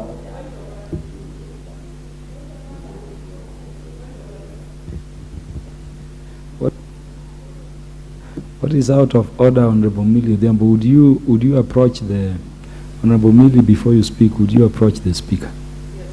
Yes. Yeah, proceed, Honorable Kiro. In the meantime, Mr. Speaker, let me thank you for this opportunity that you've given me to contribute to this motion on CDF. Mr. Speaker, I want to really appreciate the work that CDF has done in this nation. It has truly made a big difference in places where the distribution of funds from the national government was not able to reach, especially constituencies like Mosop, where we were truly sidelined for many years and most of the projects was never done. And so what CDF has done has been able to truly bring us things like water. We've been able to build schools. We've been able to build chief's offices using the funds from the CDF. So CDF has truly transformed most parts of this country. It has really touched so many families that they could not have been able to go to school. Most of my constituency depends on agriculture, and most of them, they don't really have enough money to pay for the student school fees. So bursaries from CDF has made a big difference in making sure that those kids or those students from low-income families, from families that they are not able to support themselves, they have been given, some receive full scholarships, some of them receive partial, but it has made a difference. So this CDF fund has truly changed this country in many ways, and it continues to do the same. Places where we didn't have water, now CDF has gone out of its way, although it's a function of the county government, but some way, somehow, CDF has also been able to help in some of those areas. In terms of matching for last mile, CDF has been able to bring last mile to some of the areas which it could not have been possible to have power in most of the constituencies, especially Mosop. So the fact that we have a matching grant that actually allows us to match with Kenya Power, it has helped us to be able to give last mile to most of the families. So this fund, as much as it might not be a lot of money, but it has been felt by most of the families, it has been felt in most parts of this country, it has truly made a big difference. And I want to hope and believe that this fund will never end soon. It will continue, and I want to just challenge the government to continue increasing the allocation on CDF, because it is the only fund that actually can be quantified for what it has done and for what it continues to do. So this fund, from my own perspective, we have done renovations. I just came back from the recess as we all came, but we have done a lot in the short time that we were home through the CDF that we just received. We may not have gotten all the disbursement, but it continues to touch lives. It continues to change the economy of our country, to change the projects in our country. And so I am for the support that we continue to support this fund and continue to even increase the allocation so that it will continue to transform our nation. Thank you again, Mr. Speaker, for the opportunity to contribute to this motion. Thank you. Thank you very much. The Member of Parliament for Kisumu County, the Honorable RUTO odinga. Thank you very much, Mr. Speaker. I'd like to put my case across for the CDF fund. CDF is a fund that needs to be actually made to become, we get more of the CDF. I'm saying this because having been in the county governments, most of the time the county government funds don't come. Even as I'm speaking to you right now, the county government funds have not come down. And it is the CDF that has played a role in ensuring that many bursaries have been dispersed to their students and the needy have gone back to school. So for me, in all the times that I've been in the county governments, when CDF is there, CDF supports a lot. Even where I'm coming from, in Kisumu West, as I'm speaking, most of the areas are inaccessible. And if it was not for the CDF fund, most of these areas would not have come out. become accessible to the women and the youth and people with disabilities who need to use these accessories to the market and all that. So for me, I believe that CDF combined with GAF, and if GAF could be made to become more to support those women, youth, and people with disability, I think that the two of them could really support to ensure. I was not for the CDF fund when I was in the county government, but when I now came and realized that when we started working in the county government, I realized that actually without CDF, most of the government projects would have stalled. And mark you, in all times, CDF comes before any county government funding. So it ensures that people are not sitting waiting for the government to get, the local government to get the reimbursement. And I believe if it's given more, most of the people, the MPs are using this fund better than what is going on in the local authorities. To be honest, the MPs are not misusing this CDF fund. CDF fund is felt on the ground. And CDF fund is a fund I'm sure the local people and the Kenyans will support and want it more than any other fund that is there. It is a better fund. Put more money on CDF, forget about the 3% levy on housing and all. CDF fund needs to be enhanced. Asante sana. Thank you very much, Honorable Ruth Odinga. Do we have the Member of Parliament for Marakwet West, Honorable Timothy Torotich? Thank you, Mr. Speaker, sir, for giving me this opportunity to contribute on this very important motion. Mr. Speaker, it is not in doubt that the CDF fund has been of great significance in this country. Mr. Speaker, if you compare the money sent to the constituencies through the CDF and the monies sent to the counties, Mr. Speaker, you will note that there is a marginal difference on how their money is spent. Mr. Speaker, the reason why CDF has been successful is because of its lean management. And Mr. Speaker, that is why we insisted before this House that we need to clothe CDF in the Constitution, that CDF must be anchored in the Constitution so that no one will be able to challenge the same before our courts. Mr. Speaker, CDF has assisted in terms of developing our infrastructure. Mr. Speaker, I don't know what would have happened to our public primary schools, bearing in mind that the fact that our public primary schools and our secondary institutions are a function of the national government. Sometimes I wonder what would have happened to those institutions if there was no CDF. Because, Mr. Speaker, CDF has been of great importance to our constituencies. Mr. Speaker, but what I'm worried about is the report we are discussing, Mr. Speaker, before this House, is a report of the Decentralized Funds Accounts Committee in respect to the financial year 2013-14, and then 14-15, and then 15-16. Mr. Speaker, it is unfortunate that a report that should have been discussed in 2018 is being discussed in 2023. Mr. Speaker, for example, I have read a very interesting recommendation in one of the reports that says that at some point there is a member of parliament who registered the assets of CDF, and in particular a certain vehicle in the name of the member of parliament. Mr. Speaker, I'm pretty sure that if this were to happen in this year or in the last financial year, then stern measures would have been taken against that individual. So, Mr. Speaker, secondly, I have read the report in full and in detail. Mr. Speaker, there is need for continuous capacity building of the staff of CDF.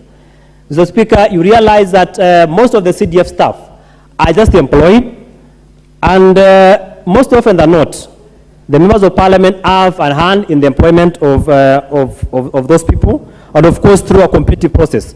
So, Mr. Speaker, these people need a continuous and a thorough training so that they can be able to be in line with the code of conduct of public service.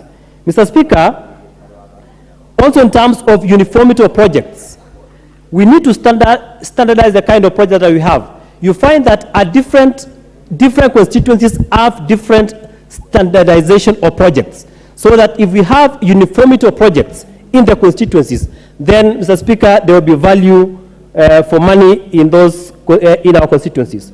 Mr. Speaker, but the biggest and the most critical thing that has affected CDF in this country is the late disbursement of CDF funds. As we speak, Mr. Speaker, there are projects that are pending in our constituencies. Mr. Speaker, those projects are incomplete. Our students, our pupils need to use laboratories, need to use classrooms, need to use the dormitories, but the same have not been ready for occupation because the government has not remitted the amounts of money that they are supposed to remit. So, Mr. Speaker, I think that is the biggest challenge that we face in terms of CDF in this country. Mr. Speaker, this House must take stern action, must take stern measures against our national treasury. Mr. Speaker, there is no reason why other government departments are fully funded, whereas our constituency development funds have not been remitted to the constituency. Mr. Speaker, as we speak, there are no funds for development that have been disbursed in the constituencies. For me, I think this is an insult to this House. It is an insult to our members of Parliament, and that is why we must be able to stamp the authority of this House in terms of parliamentary sovereignty. Mr. Speaker, this is not an arm of the executive. This is Parliament. This is an arm of the government. Mr. Speaker, we have three arms of government: the executive, the legislature, and the judiciary. This Parliament is not an arm of the executive. And that is why we must be able to stamp our authority as a House. And the reason why the funds have not been disbursed is because of the way we have acted as a House. Mr. Speaker, we need to have a firm resolve in this House so that we gain the respect that we deserve as a National Assembly. Because if we become an appendage of either arms of government, then even if we ask for funds to be disbursed to our constituencies, we have lost our independence, we have lost our sovereignty in quotes, and therefore, even if we demand, we do not have that respect from the executive. So, Your Honor, we must stamp our feet and our authority as a House so that we have that respect. Mr. Speaker, the other issue that the problem we have is if there is a problem on matters of CDF, the first person to be blamed is the Member of Parliament. Mr. Speaker, it is very unfortunate. It should be noted that the Member of Parliament does not play any role in terms of CDF. The person, we have an accounting officer, and that is the person who should take the ultimate responsibility when it comes to matters of CDF. Most often than not, the Member of Parliament, with their audit queries, the buck normally, in terms of what the public perceives, is that the buck stops at the Member of Parliament. Mr. Speaker, that is not the correct position. The correct position is as CDF is managed through the office of the fund manager, and therefore the Member of Parliament has no role in terms of the management of CDF. Mr. Speaker, I also call upon the COCs, that is the constituency oversight committees in our constituencies, to play their role. Because, Mr. Speaker, the question is, who polices the fund manager? Who polices the officers serving in CDF? Mr. Speaker, the COC must stamp the authority and be able to oversight the CDF committee so that they can be able to execute their mandate or they discharge their mandate without any fear of intimidation. Mr. Speaker, we also still call for continued increase in the allocation of CDF. Mr. Speaker, we realize that there was a slight improvement in the formula for allocation of CDF. But Mr. Speaker, you realize that the highest constituency in this country receives a paltry, around 165 million. That is the highest allocation that a constituency receives in this country. Mr. Speaker, if you compare the importance of CDF to the amount allocated, Mr. Speaker, there is a big difference. And that is why, as this House, we should call for an increment in CDF, because as we have agreed, CDF plays a critical role, plays an important role, and of course, that trickles down to the people who are on the ground. Mr. Speaker, so many children have benefited from our bursaries. And there has been no audit queries, so much audit queries in terms of bursaries, because the bursaries benefits most of our children, and for that reason, Mr. Speaker, sir, I fully support this report. I fully support the recommendation contained therein, and I believe that if the recommendations are adopted as they are, then we shall have a CDF that... Honorable Toroitich, yes. It is very refreshing to listen to you. Thank you, Mr. Speaker. Could you be rushing because you are running out of time? Because I would be keen to give you more time if you still have contributions to make. Mr. Speaker. More so, you know, that point you made on sovereignty of the House and how the audit process should be undertaken is quite relevant and refreshing for me. You need more time, or you are concluding? Very well, Mr. Speaker. Maybe I can prosecute that matter. I'll give you 3 more minutes. That are raised in this House. Mr. Speaker, what I've said is... Thank you, Mr. Speaker, for adding me more time to prosecute on that matter. Mr. Speaker, what I've said is this House must stamp its authority. Mr. Speaker, Montesquieu was never wrong when he talked about separation of powers. And in this country, and in the entire Commonwealth jurisdiction, there is a reason why we have 3 arms of government. The judiciary... 1 minute, Honorable Toroitich. Honorable Lynette Jepchichir, would you approach the Speaker, please?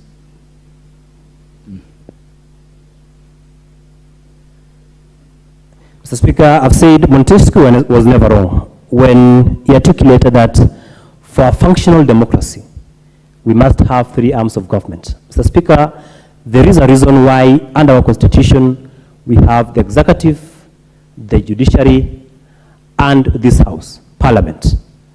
Mr. Speaker, and I've said once, not once, not twice, but severally, that this House is not an appendage of the executive. This House must be able to stand firm. This House must be able to prosecute its business without being directed by the executive.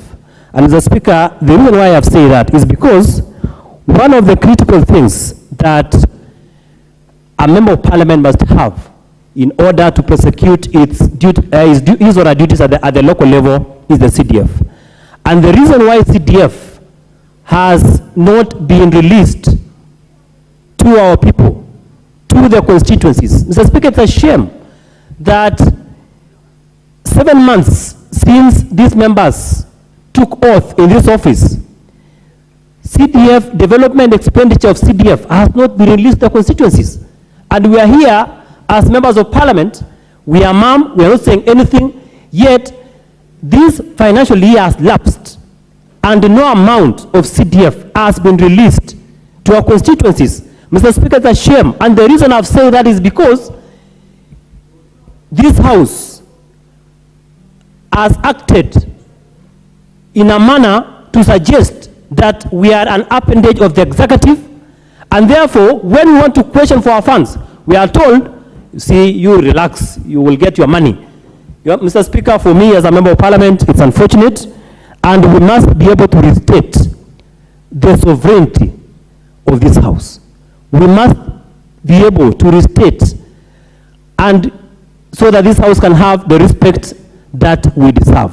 So, Mr. Speaker, for those few remarks, thank you, Mr. Speaker. I beg to support this very important report before this House. Thank you, Honorable Toroitich. The Honorable Jared Okello. I thank you very much, Honorable Speaker. And from the outset, Honorable Speaker, in the course of our recess, which just ended, I was going around Nyando constituency, I was confronted by very ugly scenes around the junior secondary school education, Honorable Speaker.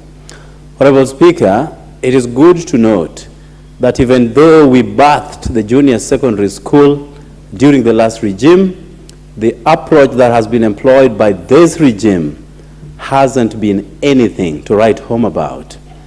Classes were built in secondary schools, and this regime chose to have our children continue learning in their primary schools, even though junior secondary school. So we have a great shortage of classrooms in these schools, yet the classes where they should be carrying out their studies are left in secondary schools, Honorable Speaker.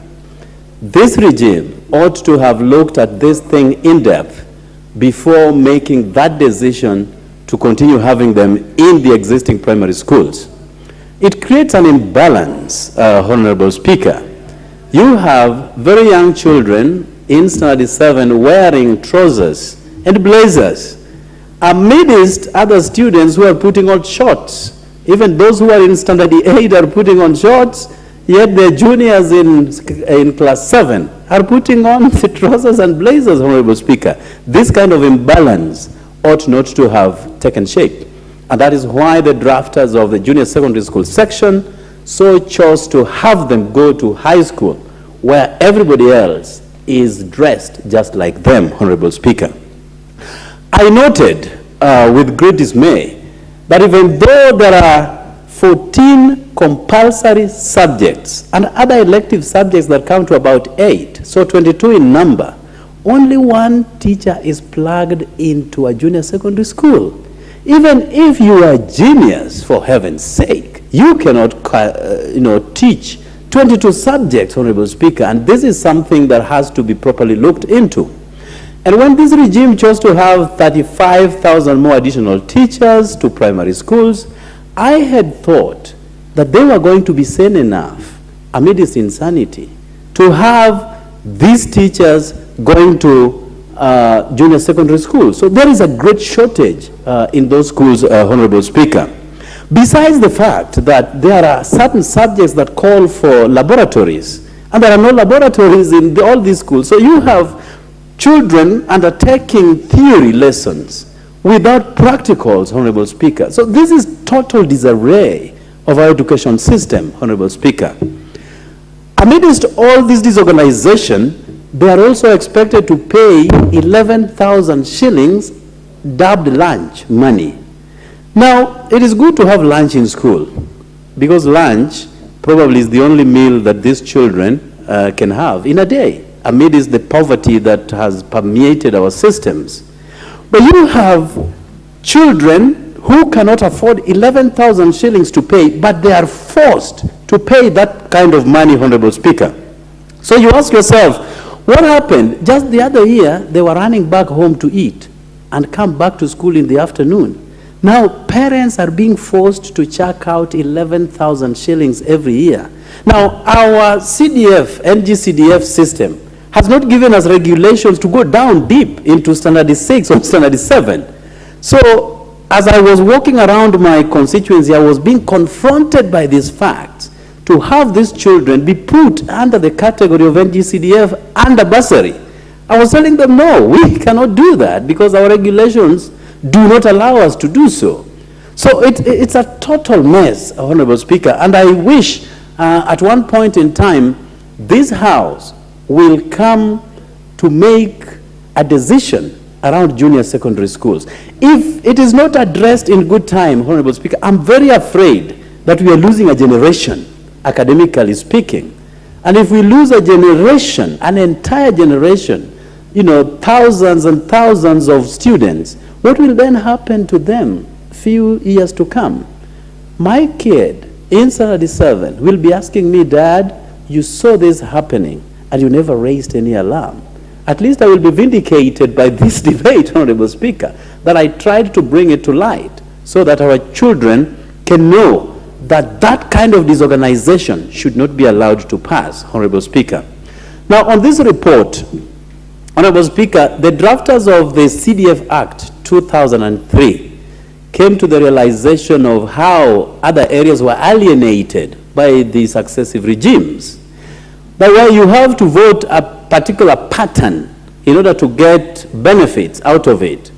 You remember, even 2 days ago, and I'm glad that my colleague here has said this house is not an appendage or a stooge of State House. Honorable Speaker, we listened to one William Samoei Ruto over the weekend dictating terms to this house. And you know, when we were in school, for us who were privileged to undertake executive education, we were told about separation of powers, how Parliament is separate from the judiciary and is also separate from the executive, and that no house or no arm of government can dictate to the other on how it conducts its business. I was perplexed beyond recognition that William Samoei Ruto could stand up to dictate to this House how they will handle the finance bill, Honorable Speaker. What happened to the independence of these institutions? What happened to the matter of argumentation? Because you have to argue. A president, so he calls himself, cannot dictate to this House how we conduct our businesses. And if that was, to threaten certain members of this House to vote a particular pattern, then I'm very afraid that they are just starting. You never know how much they would want to push in the next few years. And if we are not afraid, Honorable Speaker, don't be shocked to be confronted by a bill that will be extending the life of a president in this country. It has happened to our neighboring country. It can happen now. So what the executive is trying to do is to see how much they can push so that they can now transact those clandestine businesses in this republic, Honorable Speaker. Now the drafters of our NGCDF, fully recognizing that there are issues that needed to be addressed in schools, with our security, with our sporting culture, and many others, came up with this NGCDF. And one thing that I really appreciate them for is how transparent issues of CDF are, Honorable Speaker. This is one money that if you have to reallocate, then you have to seek permission. Unlike devolution, where, it is at the disposal of a governor and his cabinet to choose as and where money goes without seeking any approval from anybody, Honorable Speaker. Our money is directly plugged to projects. And how I wish that even those who were carrying out the devolution as an act of Parliament and infusing it within the Constitution, borrowed from this system, that money must be plugged into a project. That is how issues of corruption are nipped at the bud, Honorable Speaker. And, you move around this country, the only good news only comes from CDF. Whereas billions are usually expended to counties, there is nothing to write home about them, Honorable Speaker. Even when there is no water, there is no health care, there is no roads, no one is asking the governor, they are still coming to us as members of Parliament to answer to these questions, Honorable Speaker. So I wish that the drafters took that model emanating from the NGCDF in order to undertake all the transactions, Honorable Speaker. Now, this inordinate delay that has been spoken by my colleagues here is something that needs to be properly checked, Honorable Speaker. We just disbursed some few monies going towards bursaries. But then what happens to all the projects that we hitherto earmarked for upgrading of classrooms or building new classrooms and doing sporting events and many other things, Honorable Speaker?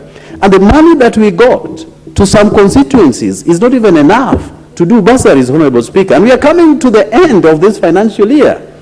And this House is keeping quiet. Yet, this is the same House that passes budgets for all other departments within government, Honorable Speaker.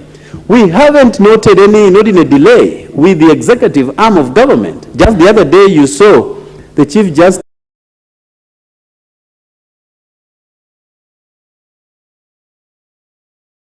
Parliament, we have to beg.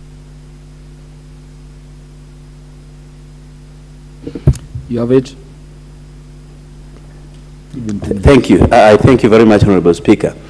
So So when the judiciary gets its full monies, the executive gets what it needs inside its budget. And all those monies come from appropriation from this House, Honorable Speaker. And yet, when it comes to our matters, then we are told that, you know, Treasury has not released your exchequer.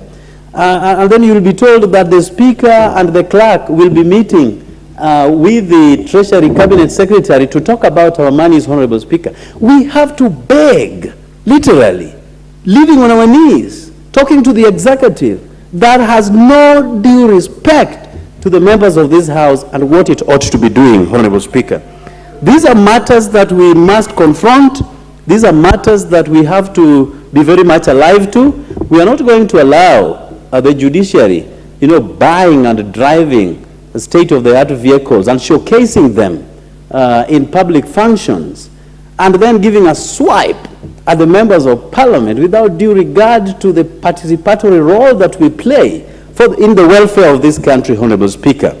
So I want to challenge us that this House has teeth that it has refused to put into use.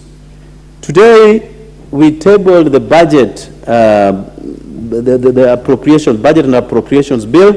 Today, we tabled the public finance bill. The executive expects that you will shepherd the entire process without any hitches. Yet, there is no CDF. How I wish that we can stand our ground the way we did it in Mombasa and say, no budget, no CDF, and no CDF, no budget. And we say, no public finance bill. Of course, I will oppose that finance bill with all my might. But let us come to the realization that this House has what it takes to do what is necessary so that we champion the interest of the people that we represent out there. With those many remarks, I thank you, Honorable Speaker. Thank you, Honorable Jared Okello. The Honorable Dr. Eve Obara, the MP for Kapondo Kasipul. Thank you very much, Mr. Speaker, and I too stand to support the report. Mr. Speaker, I support the sentiments of my colleagues on the role, the important role that CDF has played in our communities. Mr. Speaker, as has been mentioned by almost all the speakers who have spoken this afternoon, is that there is no ward that you would visit in this country, in all the 290 constituencies, that you would not see a project of CDF. Mr. Speaker, the manner in which the fund is managed is clear, structured, and well understood. Mr. Speaker, at this juncture, let me appreciate those of us who came ahead of us and made sure that this fund was in place for equity.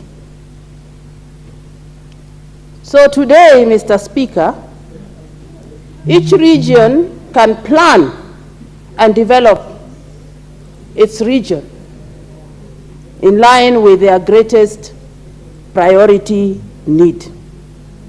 Mr. Speaker, if you talk about equity, if you talk about fairness, the distribution of resources in this country, then you look at the CDF. I therefore am surprised, Mr. Speaker, that any government would delay the release of these funds. Because I'm sure if these funds were already released and activities going on around the constituencies, there would be less noise about the suffering of the citizens of this country. Bursaries have been given out, but the money was not sufficient for everybody, or it was not enough to give to everybody. But if it was given then, the burden to the parents would have been lessened. And this, I hope our leadership can see this and release this money before the end of this financial year. Mr. Speaker, we have projects that we had started. We had committed in our plans to complete them within the year. And as it is going to roll over to the next financial year and therefore affect all our plans. Mr. Speaker, I call upon the government and the leadership of this House to get out, see the minister, impress upon him the need for this money to be released. Mr. Speaker, the report has come out, and we have seen that there is marked improvement on the operations of the CDF. But at the same time, we have also seen that there are certain gaps in the manner in which it is being managed in certain areas. Mr. Speaker, I put this squarely at the footstep of some of the rogue fund managers that have been posted to some constituencies. And I call upon the board, the CDF board, to rein upon these officers and remove them from the field. Discipline them or dismiss them, because I'm sure, I being one, we have reported on this matter to the board of the CDF. Yes, I want to say that in my area, action has been taken, but I believe that in other areas, this still is the problem.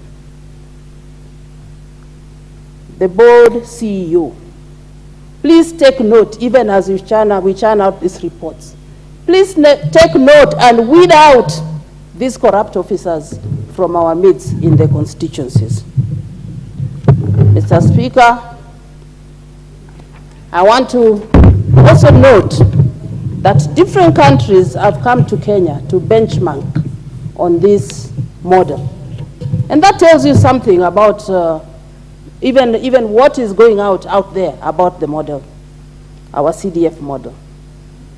And therefore, when we see this, and we see how people talk about it out there, the pride that they have that there's a Kenyan country that has actually managed to decentralize funds and manage it so that there's equity within this country. I am still baffled and surprised that this money is still being held. I again appeal and call upon the government to release the money, even as we are going through a very difficult time within the society now about the finance bill. These are some of the things that if they were done, then I think there would have been a little bit consideration on certain aspects of the bill. But as we speak now, Mr. Speaker, my constituents, I have told me, please we do not support the bill in the manner in which it is presented, and I will therefore go with the sentiments of my constituents and say no. Thank you. Thank you very much. I support the report. Thank you. Thank you very much, Dr. Ivo Bara. When the speaker recognized you, some thought you were going to speak about GAF. They don't understand in Mutembei, women leaders of your caliber are elected to lead constituencies. Very great contributions. Thank you very much. The Honorable Andrew Okuome Adepo, the MP for Karachuonyo, you want to contribute to this?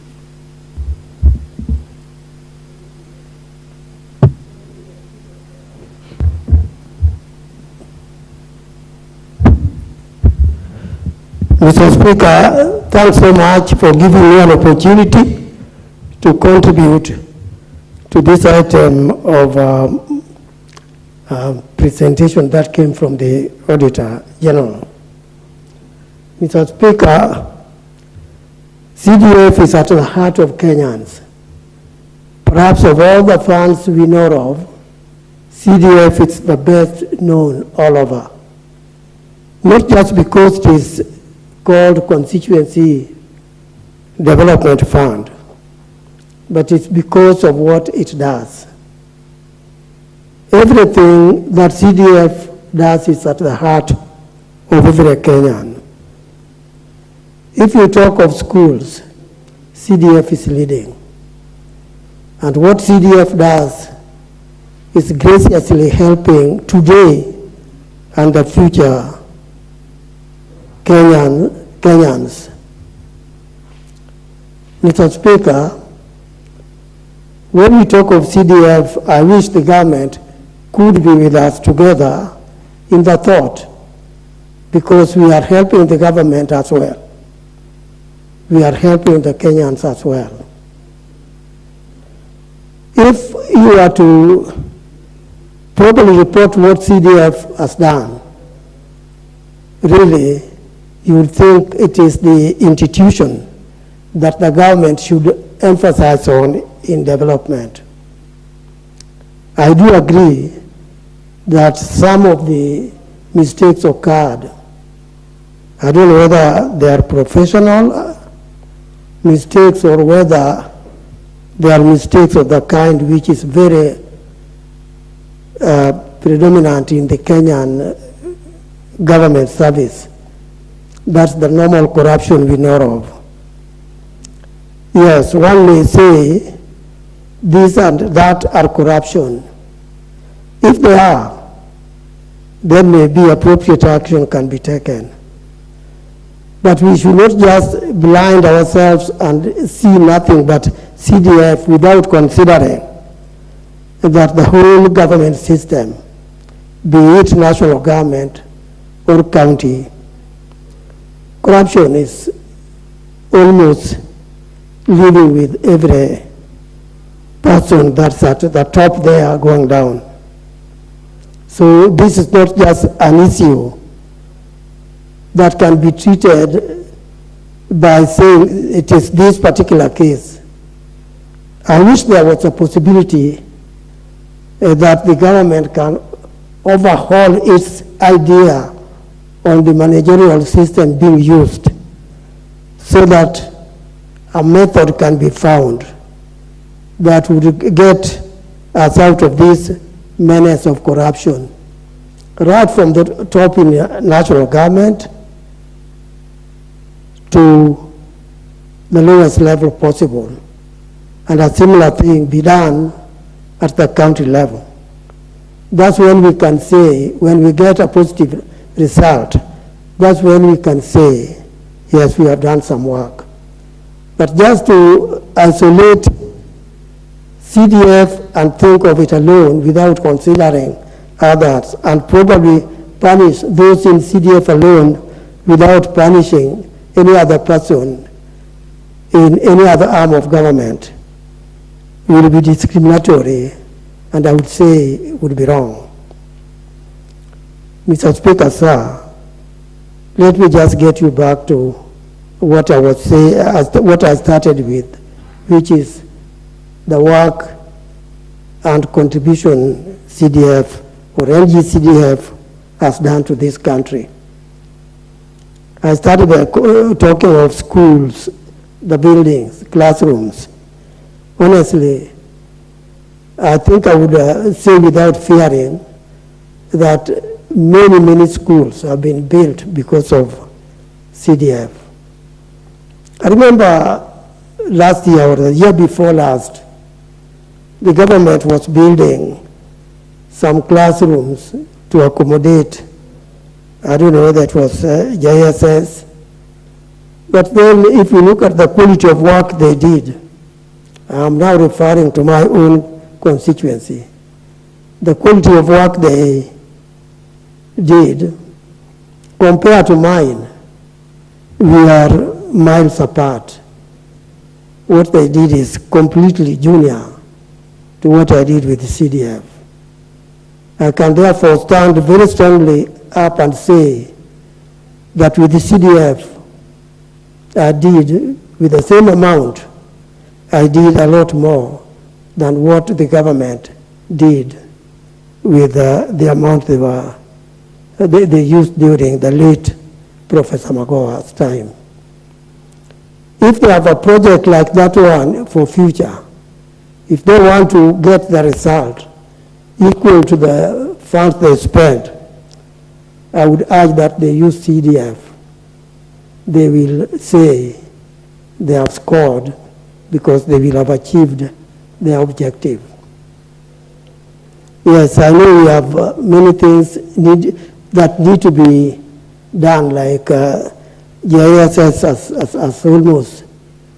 They don't have laboratories in many schools.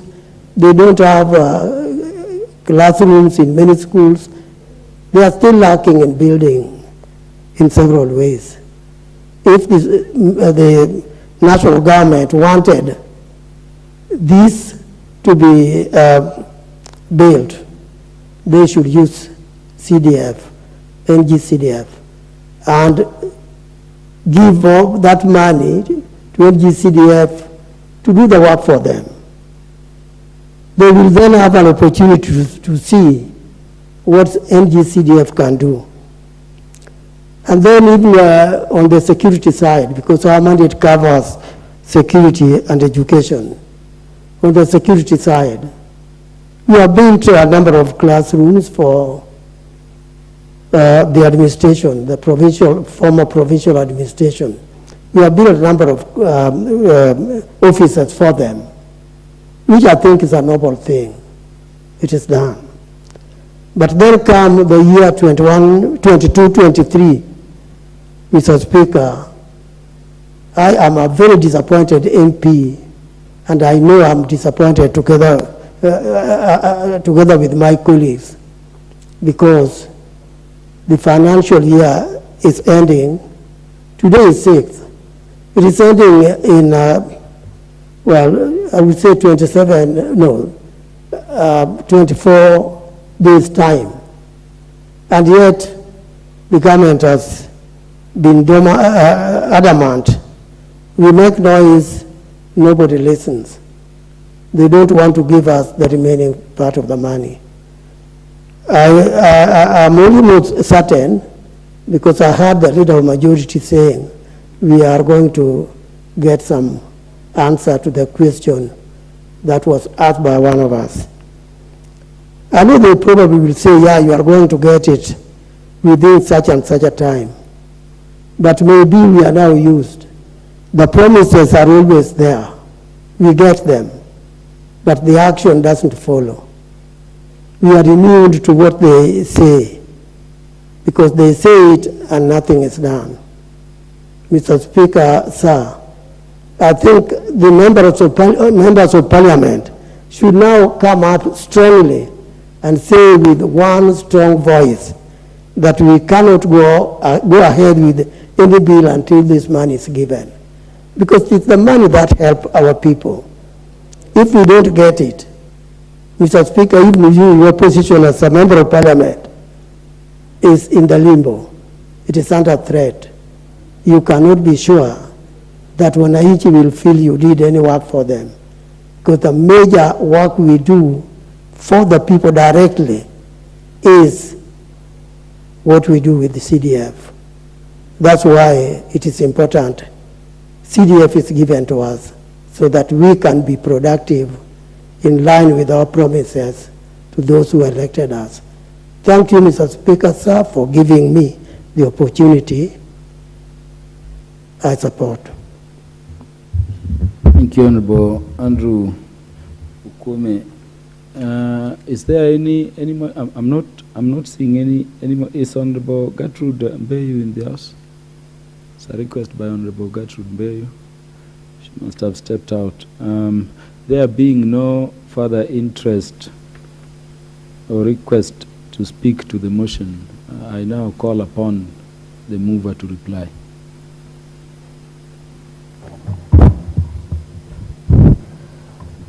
Thank you, Honorable Speaker. This is a fundamental debate that directly involves us as members of Parliament.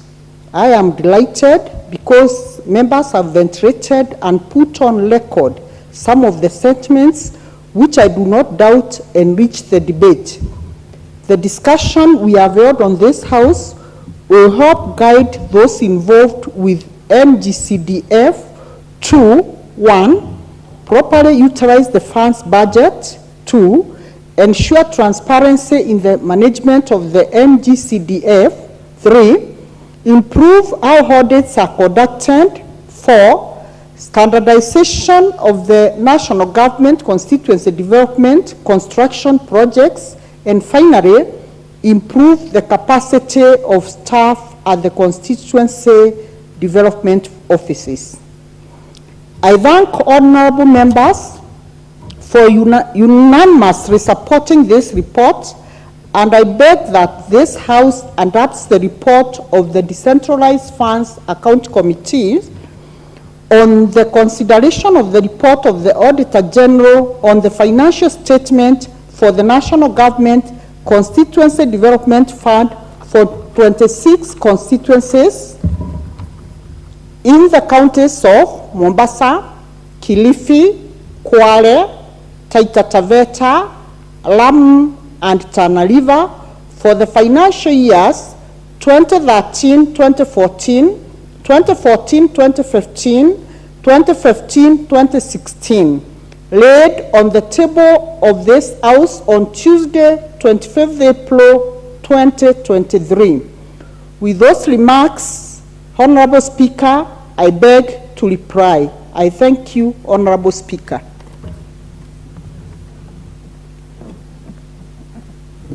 Thank you very much, Mover. No seconding.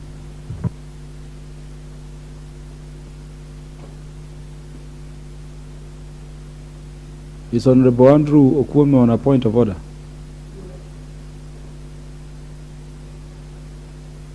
You went away from your mic while requesting to to speak. Yeah, Mr. Speaker, sorry. Mr. Speaker, sir, with reference to Standing Order 5.3, I wish to request that the question on this motion be deferred.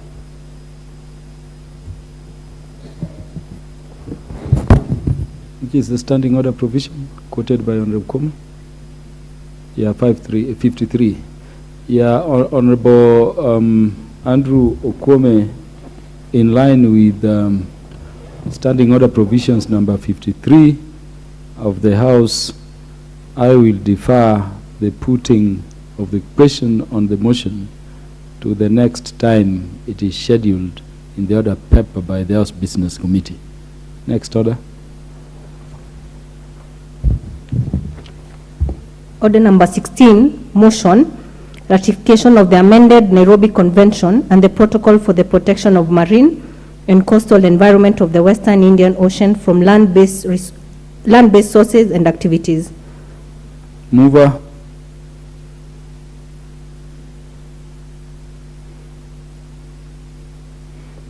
Who should be the mover of that motion? The chair, enrollment, forestry and mining, is not in the House.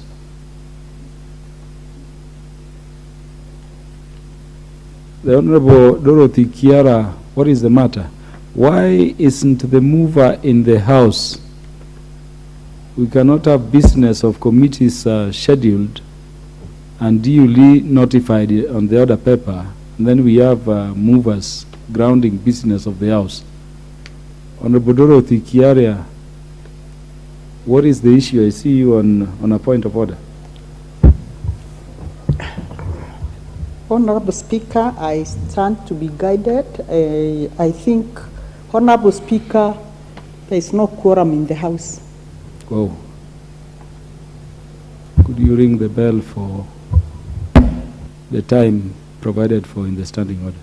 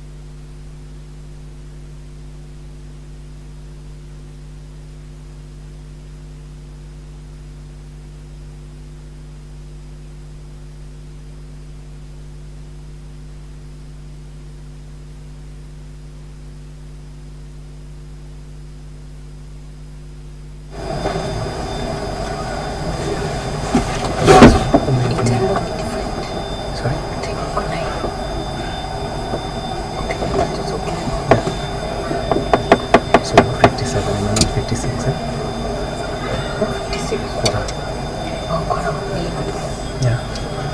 Not on this one. This one is completed.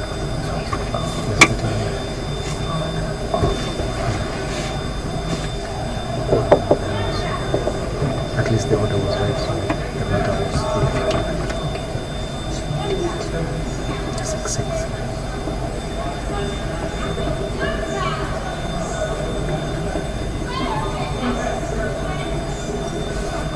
So what about them?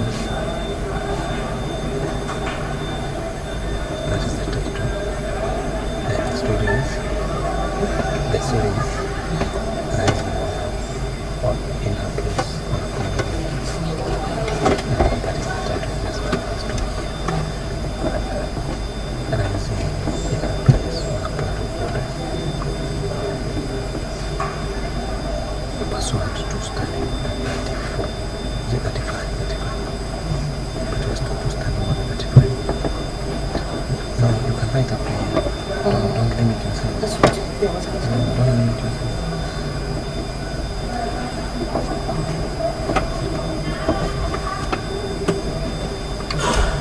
Pursuant to study.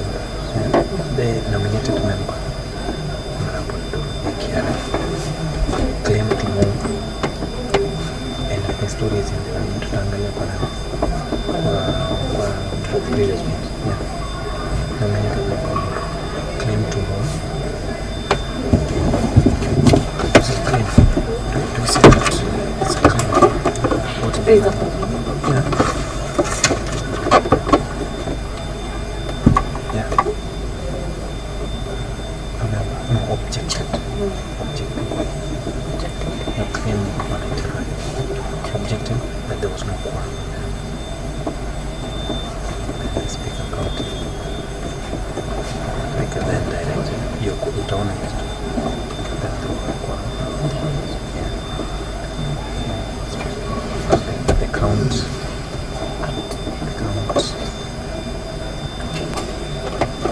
The member in the House, speaker directed.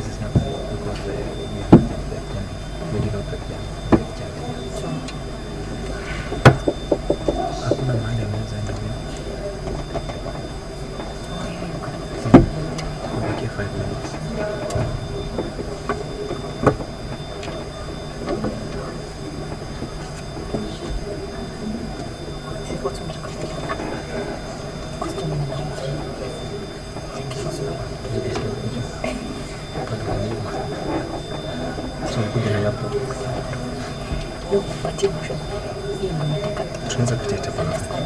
Yeah.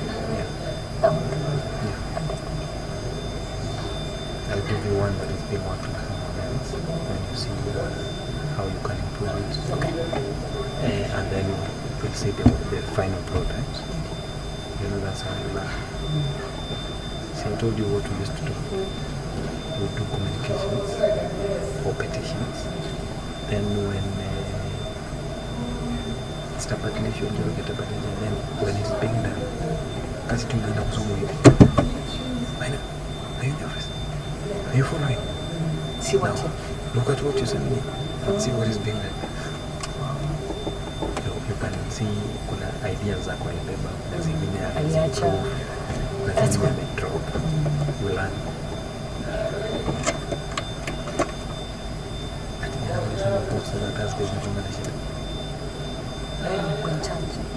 It's not me. It's a cohort of masqueraders, vagabonds.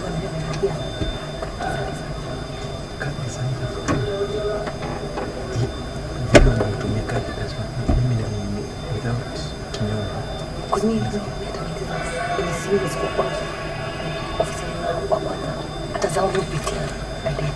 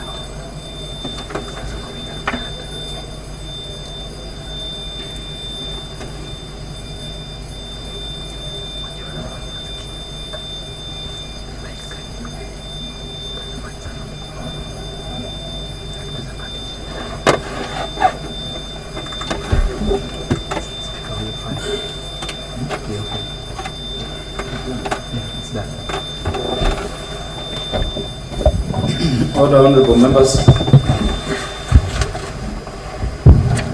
Honorable members, the time being 6:06 p.m. This House stands adjourned until Wednesday, 7th day of June 2013 at 2:30 p.m.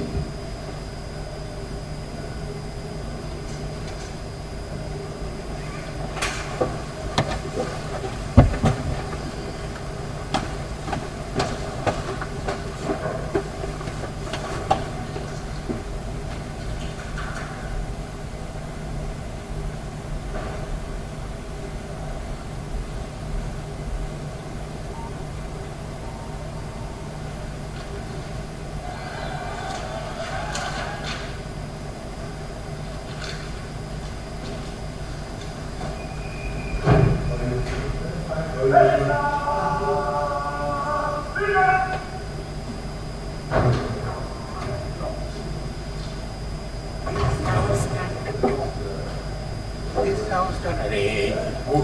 Black